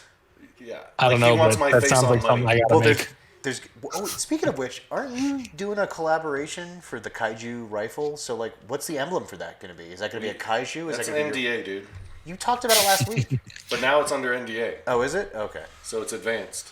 Oh, it's It's moving forward. Oh damn! More secrets coming out in this live stream. Oh, dude, we got Robbie Russo from Milsom Media in the house. ooh. Oh, Milson Media. I met Dan at Shot Show. Did you? Yeah, dude, it was so funny. I will say, I this is really here. impressive. We've kept Mark the whole show. Like, he's actually still hanging out. Like, Mark must genuinely like you, Joe. Oh no way! It's not an act. It's like 9 a.m. for Mark, isn't Yeah, it? I know. He's like, just Good started morning, working. Mark. I'm so glad I can help you start the day. No, he's probably watching us on his walk from the metro to the office. It's about that time. Oh. It's about that time. Way to make us not feel special anymore. No, because I'm so sorry. he's I'm gonna take 14. He's 14 hours ahead. Okay. So speaking of time, okay. I've actually noticed we got to do events, don't we? Oh, Getting close to, yeah, we It's cruised. event time. Ooh. We cruised So- right past the time we were supposed to. So for those that aren't in the Calverton area that can make it this Sunday or they already have plans, do you have the next date on the calendar? I do not have the next date on the calendar. do you know the process to get us to promote your next date? I assume I have to text you lewd pictures as I did to get on this show. No. So Every time. You know what? We set you up to be the hero here. Facebook event link and send it Yes. to us. And we will then self-populate and promote your stuff for you. I was trying to use that as an educational thing for any other promoters or field owners that are watching, buddy. I would have to agree with Brandon Wilbanks. Brandon says Russo is the coolest role player for Cartel. I enjoy. He's not. His Spanish is not very good. He just had to turn around to Miguel though, you know. No, but see, like Russo came rolling out, and like he's like dropping like 3 cholo lines from a bad movie from the '90s. You know what I mean? Like Mexican gangster stuff. You know? Yeah. I think And that so I makes was him just the like- best role player. Yeah, well, no, it was great, but then I was just like, come on, man. Like, I talked to him in Spanish, and I was like, let's be cool, brother. Let's not do any of this stuff. And he stopped for a second and looked at me. I'm like, oh, are we not role-playing that far? Is this not like NPC where I can, like, get into it if I want? Like, oh, I didn't realize I hit the hard wall there for the role-playing. Don't give Robbie a hard time. I love Robbie. I'm Robbie's just the giving him bomb. crap. I appreciate everything those guys did. It was a lot of fun. The chaos element from Copperhead was a lot of fun with those guys. I know some people had some complaints about the third-party stuff, but if you used them properly, they could be a shield. You could turn them against the other team. There was all kinds of stuff you could use them for. It was great. I can tell you all kinds of stuff you can use their third party for. Oh, dude. At one, not to toot my own horn, but at one point, I had suckered in UFS to coming after us on the south side of the village in Copperhead. That little, like, over the little bridge, that little extension of the market. And they came rushing in, and at the same time, the cartel guys were getting all pissed at us. And they're like, you have to leave, you have to leave. I'm like, okay, we'll leave. Right as the UFS guys are online assaulting our position, so we just ran out the back as the cartel guys replaced us, and then all of a sudden the UFS guys are fragging the cartel guys, and now they're fighting each other, and we just walked off to go get water. Called it a day. So, That's the way to do it. Yeah. So, Joe, are there any events that you are wanting to attend coming up as just a player? Oh, there's one on the 14th in Skirmish, Pennsylvania. My friend said, "Hey, we're definitely doing this, so I should probably buy my ticket." Shanghai. Wait. On Valentine's Day? No, I'm sorry, March 14th. Oh, okay. Yeah. I was about to say high five on standing up to the wife on that. Like, apparently, like, I've been married for 17 years. And No, something like that now. I'm sure my wife's actually in the chat, so she'll yell at me for not getting the number of years right. It feels like 17 years, put it that way. Daff finally Did he shows finally up. Joe us? He finally High joined five, us. Seth. By the way, we got a project. We're going to do the back of the band staff, just so you know. Joe Mini makes a good point. Mendoza was the poo at Copperhead. She was. She was awesome. Dude, every event she's ever been to, it's like she gets covered in blood, or I mean, she's awesome. She is awesome. So, all Love right. that commitment. Before we go into more events, I guess I'm just going to let in one more secret because 90% of the stuff for this game is already online. But there is one tag that does everything. Like it does the whole flip process. So it's like the skeleton key super Yes. golden gun. Yes. And I'm just letting I don't know how many people are left here know if anyone's coming to the game. Don't tell anyone. But it may come to your advantage if you want to bring it up to me during the game. Oh, so this is like they can just ask for it if they know to. Steve Casano Maybe. is in the chat, and I think he's going this weekend. This is like the secret Steve menu runs at In-N-Out Burger. Oh, sorry. Which I had my first In-N-Out Burger in Las If Vegas. Steve wants to, yes, he can. Absolutely. Steve can do whatever he wants. Oh, so Glenn from NV Inc. did mention to Steve Tom that he'll be making the trip from California to Calverton. All the way from California? For an Rad. event soon. Oh, not Soon. this event, but event coming up in the future. Not this one, but one to happen soon. Did I get... No, it's just Joe Mini. I think Joe being Joe. I think Joe Mini's been. I honestly I think it's beer 30 for him. that when he gets in a fight with his wife, he just unfolds that tent in the driveway and goes to sleep out there because he lives like out in the desert, so it's nice and warm. Like that's why he keeps the tent on there all the time. Oh my goodness. So, Joe, Yes. don't go anywhere. You're gonna talk. Okay. You're gonna still stay with us through the event segment, which is brought to you by Ooh, Elite Force. Elite Force. Do we have a sexy gun to show off for We the do. Elite Force part? Yeah, you probably want to scroll. Are we have graphic yet? I'm No, not ready yet. We to. gotta cut to commercial first. Oh well, I can scroll that while we're in commercial. Oh, I okay. can multitask. Don't worry. All right. I got time. So we'll be right back after this commercial break. We got a lot of events coming up. Don't go anywhere. Are we going? What's going on, guys? It's Nigel with Elite Force. Check out the Valken Debrief. Debrief? Try one more time. Check out my briefs. I like my briefs. Check out the briefs. What's going on, guys? Nigel with Elite Force. Check out the Valken Debrief every Thursday at 8 p.m.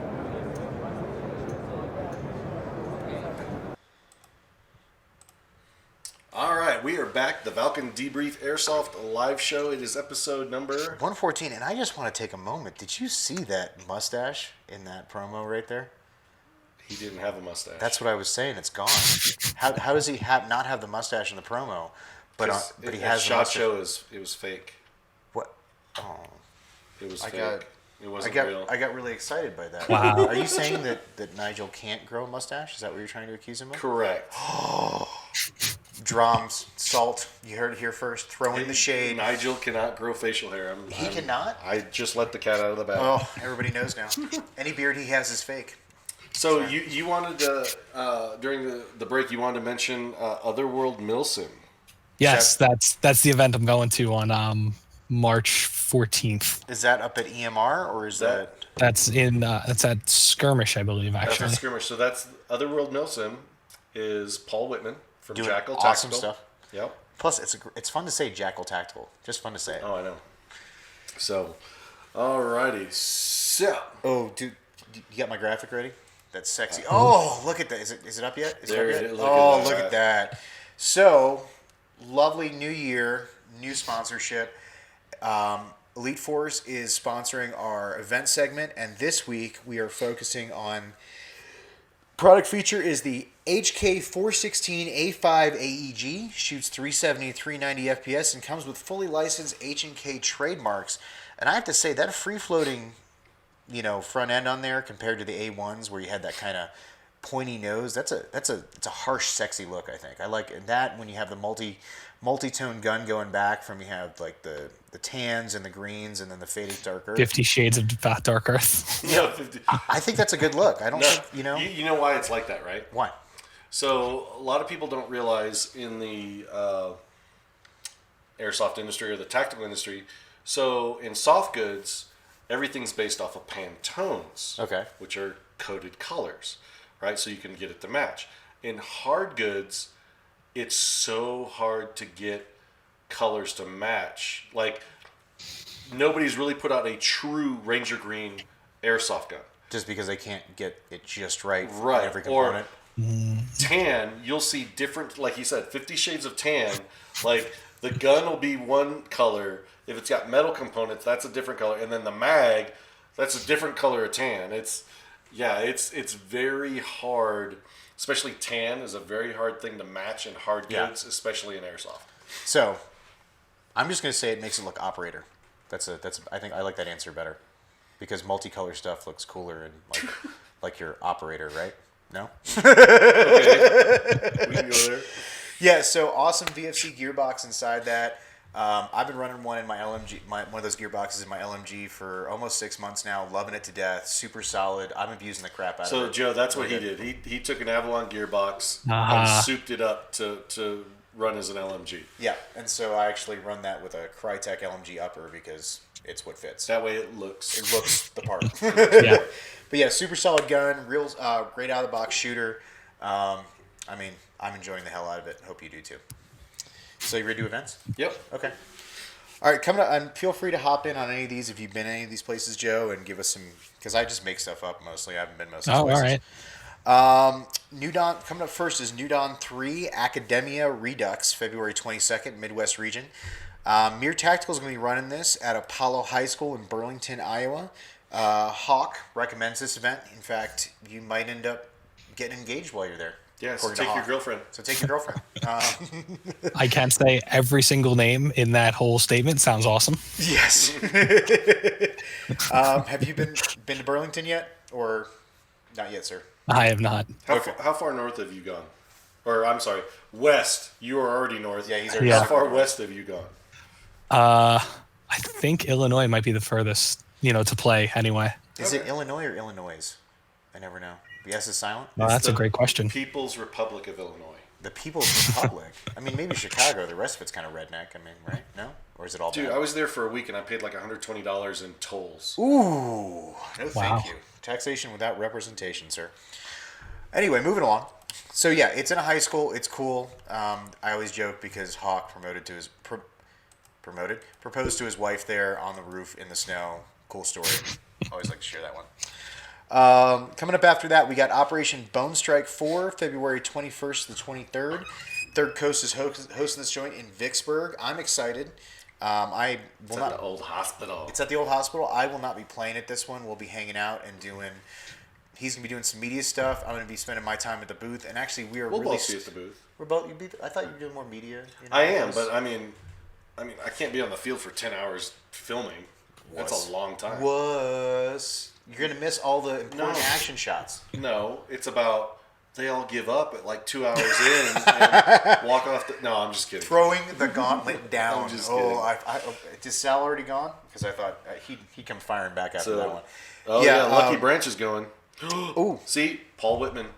He's in here now. You summoned him? I summoned him from Otherworld Milson. We were talking about your event on the 14th. He wants to go. Joe's going. Oh, yeah. Yeah, I'm going to come meet you there. Oh, sorry. If you guys are going to be at TCA, please come see us. This is going to be our first stop for the Super Palace Compound. Do we have a name for it yet? Are we calling it like the Compound? What are we calling it?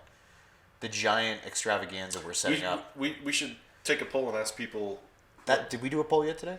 No, I'm saying at the event. Oh, and like have people name it? Yeah. Oh, that's a good one. Yeah. So we'll turn it over to the people. Our combined tri-branded awesomeness, where you can see all the new stuff from, Valken and Enola Gay and Elite Force. Yeah, come check us out. Moving right along, we got the Road to Kharkiv. This is the same weekend. This is going to be at Hill 559 in Clovis, California. Once again, this is a Milsim West joint, so that's full immersion, guys. You need to have authentic uniforms, authentic guns, radios. iPro, I think, is the only thing that doesn't have to be authentic. And make sure you are packing warm for the nights because you will be sleeping in the field. Make sure you have your lickies and chewies. You have to be able to completely sustain yourself. There you go, sorry. So whatever you put on your back is all you have access to. If you come off the field early, you're not let back on. And keep in mind, if you pack heavy, you got to hump that out there. So keep that in mind as well. Yeah. Any other advice? Nope. Anything, Joe? Yeah, you're better off, in my opinion, packing light for Milsim West and Just being miserable. playing more. Okay. Well, you just you're so breaks busy. the You don't need the. I think the long breaks are what kills people at that game because they get too comfortable and then they realize how cold and miserable it is not having It's like anything. a You just got to stay busy. Yeah, find something to do kind of game. Yeah. more. Yep. Oh my gosh, Steve Tom says we should do an airsoft tour and hit all the events. Steve, what do you think we did last year? You know, we have families, right? 15 events in 12 months, bro. I would like to see my son at some point. He plays basketball and racquetball. I'd like to be a dad. I'd like to see you do that, Tom. Yeah, Tom. What the hell, Tom? Well, to be Steve, fair, Tom, are you in New York? I'll go with you. Don't ignore them. to be fair, he's smaller and takes up much less gas than us, so like, he could do what we do in like a Civic or an Accord. You know, we need a big van to fit us in there and haul the weight, so it's easier for him. Because all he packs is nods, that's it. Yeah, that was a short joke if you guys were picking up on that. What we got next? Red Dawn 10. This is March 10th. Now, this is a different Red Dawn Yes. with different... is this the same premise, I think? Or is this just... Is it? If it's not Patrick Swayze, it doesn't matter. Yeah, this Exactly. this is the Koreans invading. We're going to call it that. All right. No. March 15th, Mere Tactical is going to be hosting this at Badlands Paintball Field in Creede, Illinois. It's like the Orcs named it. Badlands. You don't get that. It's a 40K joke. You don't get it. No, well, I watch Badlands on A&E. Yeah, but this is a 40K joke I'm making. It's an orc joke. No, but Badlands with a Z is on A&E. Are you for the WAG? No? No. Okay. Or are you more of a Tau guy and you believe in the greater good? No? Okay. I don't. If you guys don't know, I'm a big 40K fan, and there's these memes that go around from Always Sunny in Philadelphia, where Charlie loses his mind and has this like crazy pin board up on the wall and all these strings going back and forth on pins, and like it's like this is me explaining 40K to everybody who asks why I'm into it, because it's just the most convoluted, insane storyline you've ever heard that takes place over like 15,000 years and still does, and every time they add new stuff makes less sense. So Yes. coming up after that, we got Operation Stonebreaker 2020. Click. Operation Stonebreaker 2020. March 20th to the 22nd, Appalachian region, Third Coast again. We're going to, well, actually, no. I will not be there. You can see this guy there. We had a scheduling conflict. GTI Barnwell, South Carolina. You been to GTI, brother? I have, actually, yeah. How'd you feel about it? GTI gets really smoky when you start throwing pyro nonstop. So throw pyro nonstop is what Yeah, I'm hearing. throw pyro Yep, throw all the nonstop. pyro It you is got. a lot of fun. Just swipe that credit card over at, is it Amped? Or who's vending at that one? Oh, if it's amped, yeah, No, definitely go to Curtis Airsoft and say, Airsoft give me junkies. all the Junkies. pyro. Man, I can't believe you said amped. Well, because Airsoft junkies, bro. I remember the two Is of it? them. They were Oh. both there at Lion Claws, so I don't know why I keep. I don't know in my them. head. Yeah, Sure, they're so, cool. Airsoft junkies, yep. Sam Asadi and boys, swipe that credit card, get all that pyro, so you can make smoky, realistic, immersive conditions. Yeah. It's important. Coming up after that, we got Saratov Insurgency, 20th to the 22nd, so it's the same weekend. This is a Milsim West at the Panthera Training Center in Old Fields, West Virginia. You know anything about this, Joe? I've done an insurgency game once. Okay. I'm interested to see how it would work at Panthera because there's a lot fewer buildings there. Wait. You've been to Panthera, because we have yet to find somebody No, that's been to Panthera. I haven't. I So haven't what been do you there. know about I've Panthera? Like, clue us in. just the overhead map and random research that I've done, but Okay, so this is new for I have everybody. no firsthand experience there. So the Insurgency games with Milsim West, that's where they have all the weird stuff, right? Like the Zorp people and all the weird role players come out for those games. 'Cause I thought the Insurgency ones Well, were you different rules. sign up to be a role player. You sign up to be on the civilian team. So the Insurgency ones are the ones where it's less fighting and more like weird stuff going on. You know, you would think that. I have never been in more firefights at a big game than when I was at Insurgency. Oh, okay. So I guess thought it's- I'd be doing like cool spy stuff. No, But it was just, it just someone turns would into a pop BB off and fest that's no matter it. It what you just do? yeah, it was epic. Okay. And by the way, Steve Tom, we do not use the word "lit" on this show. We are over the age of 14. Sorry, we don't use that word here. Coming up next, we got ACS Airsoft's 7-year anniversary, March 28th. ACS is hosting this in West Paducah, Kentucky, and I mention it every time. They have a lovely ham festival there. You know anything about ACS Airsoft, Joe? I don't. I'd be No? interested to learn. Okay. Especially if there's a ham festival. Well, I don't think the ham festival's like in June, if I remember, because I was stationed at Fort Campbell for a while. So we drove up there for some reason. Then why are you leading us on like that? I don't know. No, we went to the ham festival. I'm just saying it's another wonderful thing to do there. I'm trying here, okay? So, All right. it's like a middle of nowhere town in Kentucky. Coming up after that, we got Trecien and Copan. This is March 27th to the 29th. Centramillion will be holding this one. Milsim. Centurion Milsim. Centurion Milsim. I had never heard of that gonna person you said. I'm going to wake up in the middle of the night and there's going to be a large ex-ranger putting a bag over my Have bed. you been following Colonel Verduga's messages? I'm trying on to Facebook? translate them, but my Morse code is not what it used to be. So you have been I watching. have been watching. Okay. Yeah. I may play an idiot on TV, but I slept in a Holiday Inn Express last night. I know what's up. Yeah, so I'm actually going to keep taunting them until Bubba Moore kidnaps me from my home. And I figure that's going to take like 3 more shows before he actually gets pissed about it. But yeah, Centurion Milsim, if you don't know, don't feel bad because no one does unless you've been there. It's like Fight Club with airsoft and a weird guy with a Mexican wrestling mask or something on. Like it looks, or maybe it's just a ski mask. I don't know. But yeah, Luchador. Did I get that right? Luchador mask. Luchador mask. Okay. Which is strange because never mind. There's I'm talking about my ass on that one. Yeah. I don't know what goes on there, but I've heard that it's interesting, and the people that go do those events are pretty cult-like, I guess is the description I would use to describe the Centurion fan base. So there's got to be a reason for it. So please check it out. And that's selling out quickly because that's their Blakely, Georgia event.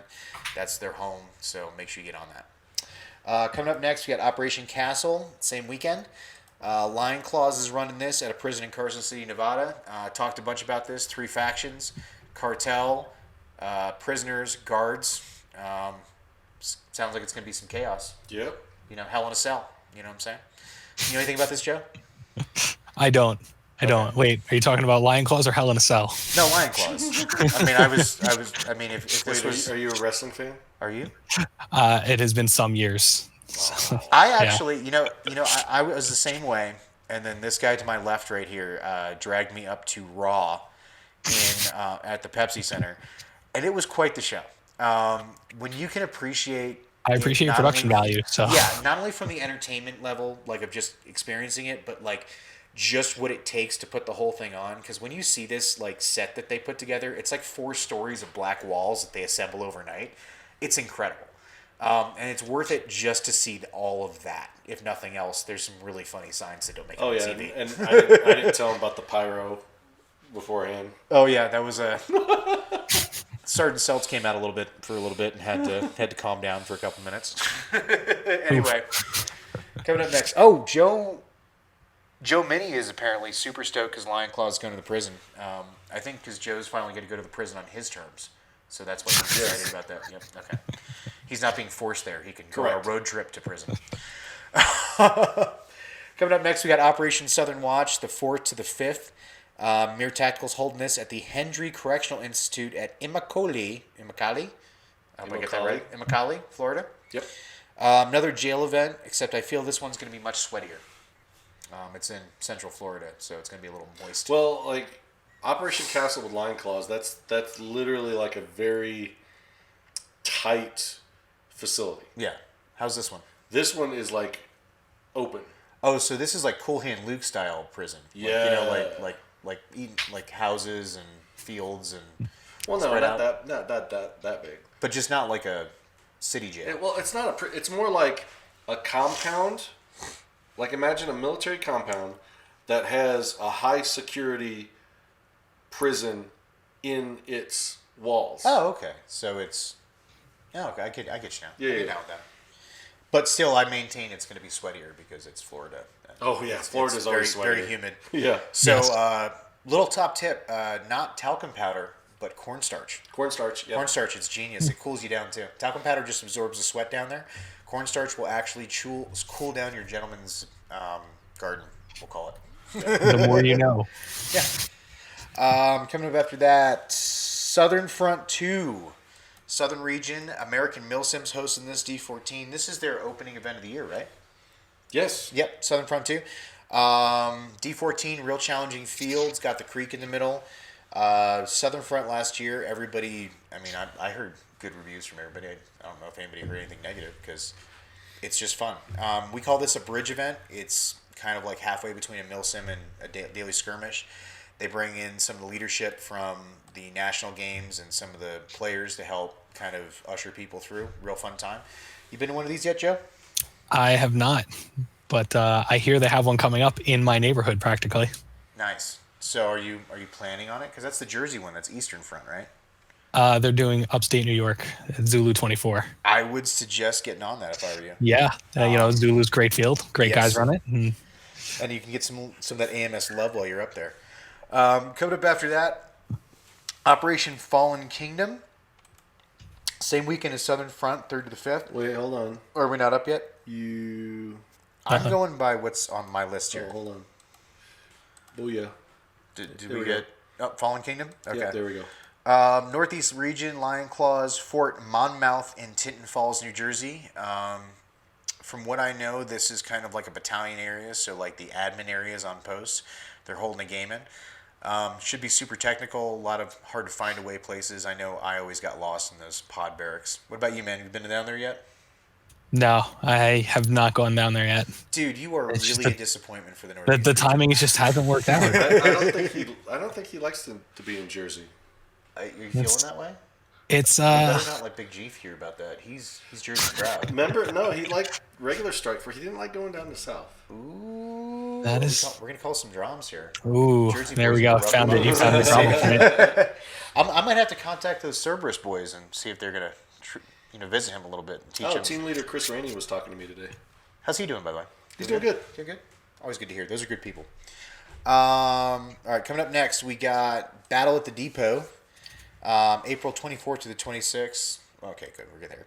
MSATO event at Seneca Army Depot in Seneca, New York. We're both clueless. What about you, Joe? You been up there? I have seen MSATO, Tom specifically, hide props in such a way that honestly, if you didn't know they were there, you'd never find them. So devious game design, is to say the least. Would you say?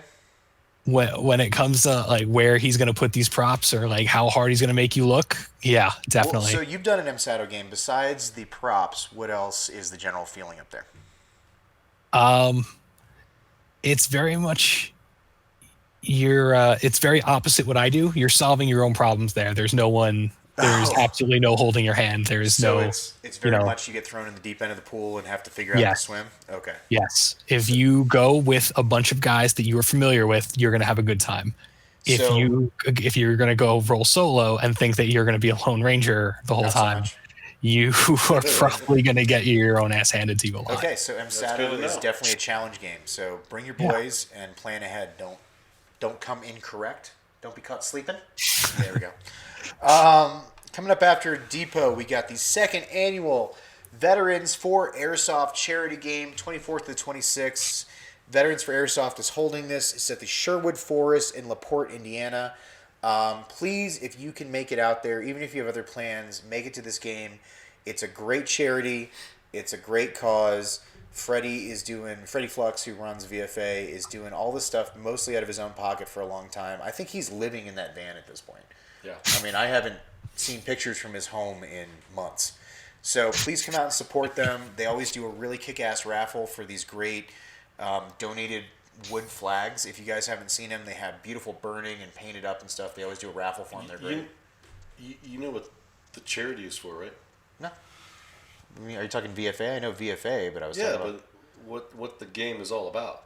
It's about getting veterans off their couch and No, out to do that's stuff. the organization. Yeah. That's the organization. Are you talking about this game? Yeah. This is one of the different factions, right? Where you have No. Where the money's going to. I did not know. Fill me in. Do you know what they did last year? No, I don't. They raised money to fund. Are you talking about the chair? Yeah. Oh, I thought there was something else that you were leading Oh, me into no. here. No. I mean, I'm like, because they have the chair now. They have the trailer, so they can move the chair. They have, I think, 10 complete sets of kit from gun to camis to plate carrier to helmet, everything you need. I mean, the reason these guys are doing these fundraising events is a lot of promoters are awesome with getting tickets to them so that they can get that part done. But people kind of forget when you're an airsofter that's moved up to the national level, there's like $1,000 worth of crap that you need to have assembled at any given time. And so if you're trying to introduce someone to the full effect of the experience, they have all the stuff to do that. So that's part of where some of this money goes to, is that they are not only bringing guys to events and going to events, but they're kitting them out when they're at the event so that they can actually enjoy the event. Oh, yeah. Because showing up in your jeans and t-shirt and being handed a rental gun when guys are running around with P-Stars that can cycle 50 rounds a second, that's not fun.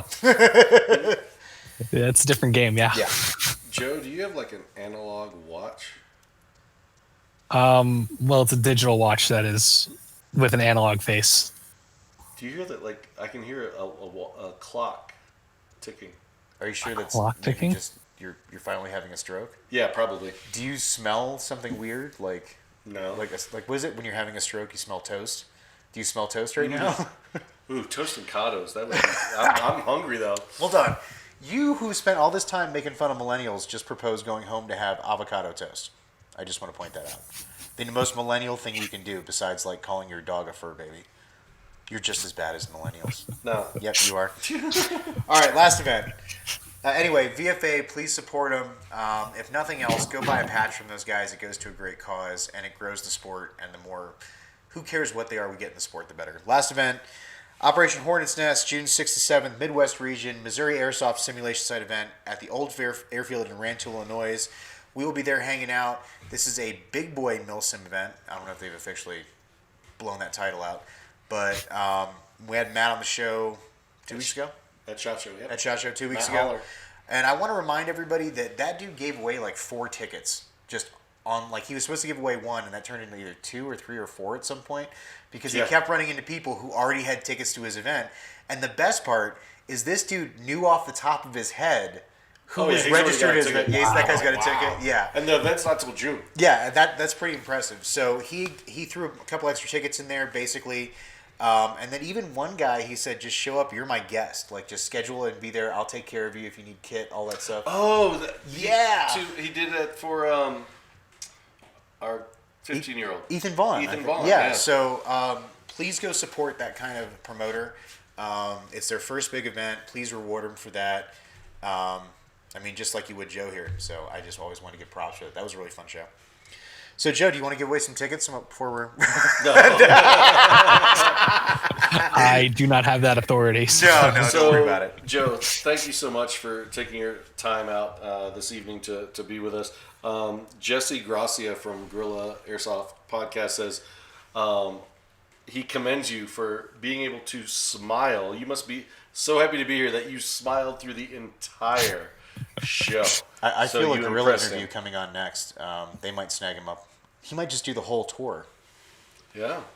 Is that how we should do things from now on? We'll just pass the guests around like they're... That'd be very convenient for everyone. Media, honestly.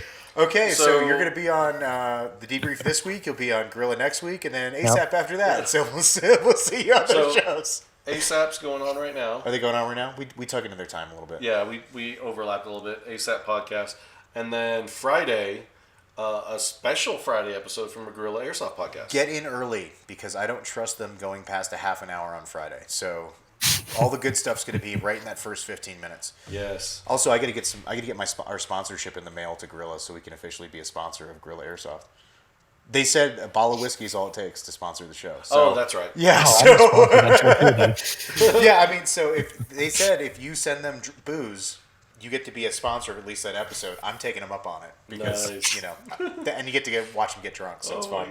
So we want to give a big shout out to our sponsors, Enola Gay and Elite Force and the Valken Alliance. And in 2 weeks, we're going to be Is that 2 weeks already? Yes. Third Coast Airsoft. The debrief experience starts Yep. again for 2020. Exactly. It's and fun. who knows, we might be doing it live from the hospital that Thursday night. So, No one knows. No, we can tell people about Madness. yep. that. That's Wi-Fi dependent. I know. So, Joe, again, thank you so much for sharing us your story about Ghost Dog. Tell our viewers where they can find all the information about Ghost Dog Adventure Company online. They can go to ghostdogadventure.co. So Ghostdog Adventure Co. That is also the Instagram hashtag ghostdog_adventure_co, as well as the Facebook. Instagram, Facebook are updated the most often. A lot of people have my business cards. That's got our business number on there. That's actually would just pull it me out, too. But it's in my wallet's in the truck. I was gonna pull it out real You never quick. have your wallet in your pocket. Yeah, I know. I'm bad about that. All right. You know, any of those you can message me on, and Just slide right into his DMs. That's He it. loves that. Make sure It's- you're real I- personal when you do it. Be like, address Like- the guy's first name. Don't give any like where you're coming from. Just start asking him real personal questions directly to his first name. Just skip all that. you know, I've been getting that already. I just got a new phone, and so it's a lot of picking up in the middle of conversations, and I just go with the conversation for a little bit to figure out who it is. Nice. Thank you so much, brother, dude. This has been a blast. And once again, I always say a good sign is you made us lose track of the time because we're way over. So that's awesome, brother. I apologize to whoever's time we're cutting into. Oh yeah, forget it now. I'll do their show next so they can cut into yours. All right, everybody. We'll see you back next week, next Thursday, 8 p.m. Eastern. We're over there. We're over here. Yeah, we're over there. Do I look this way? Yeah, look We that need way. a third camera so I can get really lost from now on. I have 2 other cameras. Do we? Could we have like the behind and down and maybe the upskirt camera at one No, point? no, Nope. No, we're not doing any of that. Like Nope. maybe just a camera like right here so we can like do No. extreme close-ups now. No, because then they look up our nose hairs. I don't want that. But no, we cut to it for poignancy. For like old Wayne's World, like extreme. Never mind. I'll send you some videos. Okay. You're too old. All right, everybody. Have a good weekend. See you guys. Laters.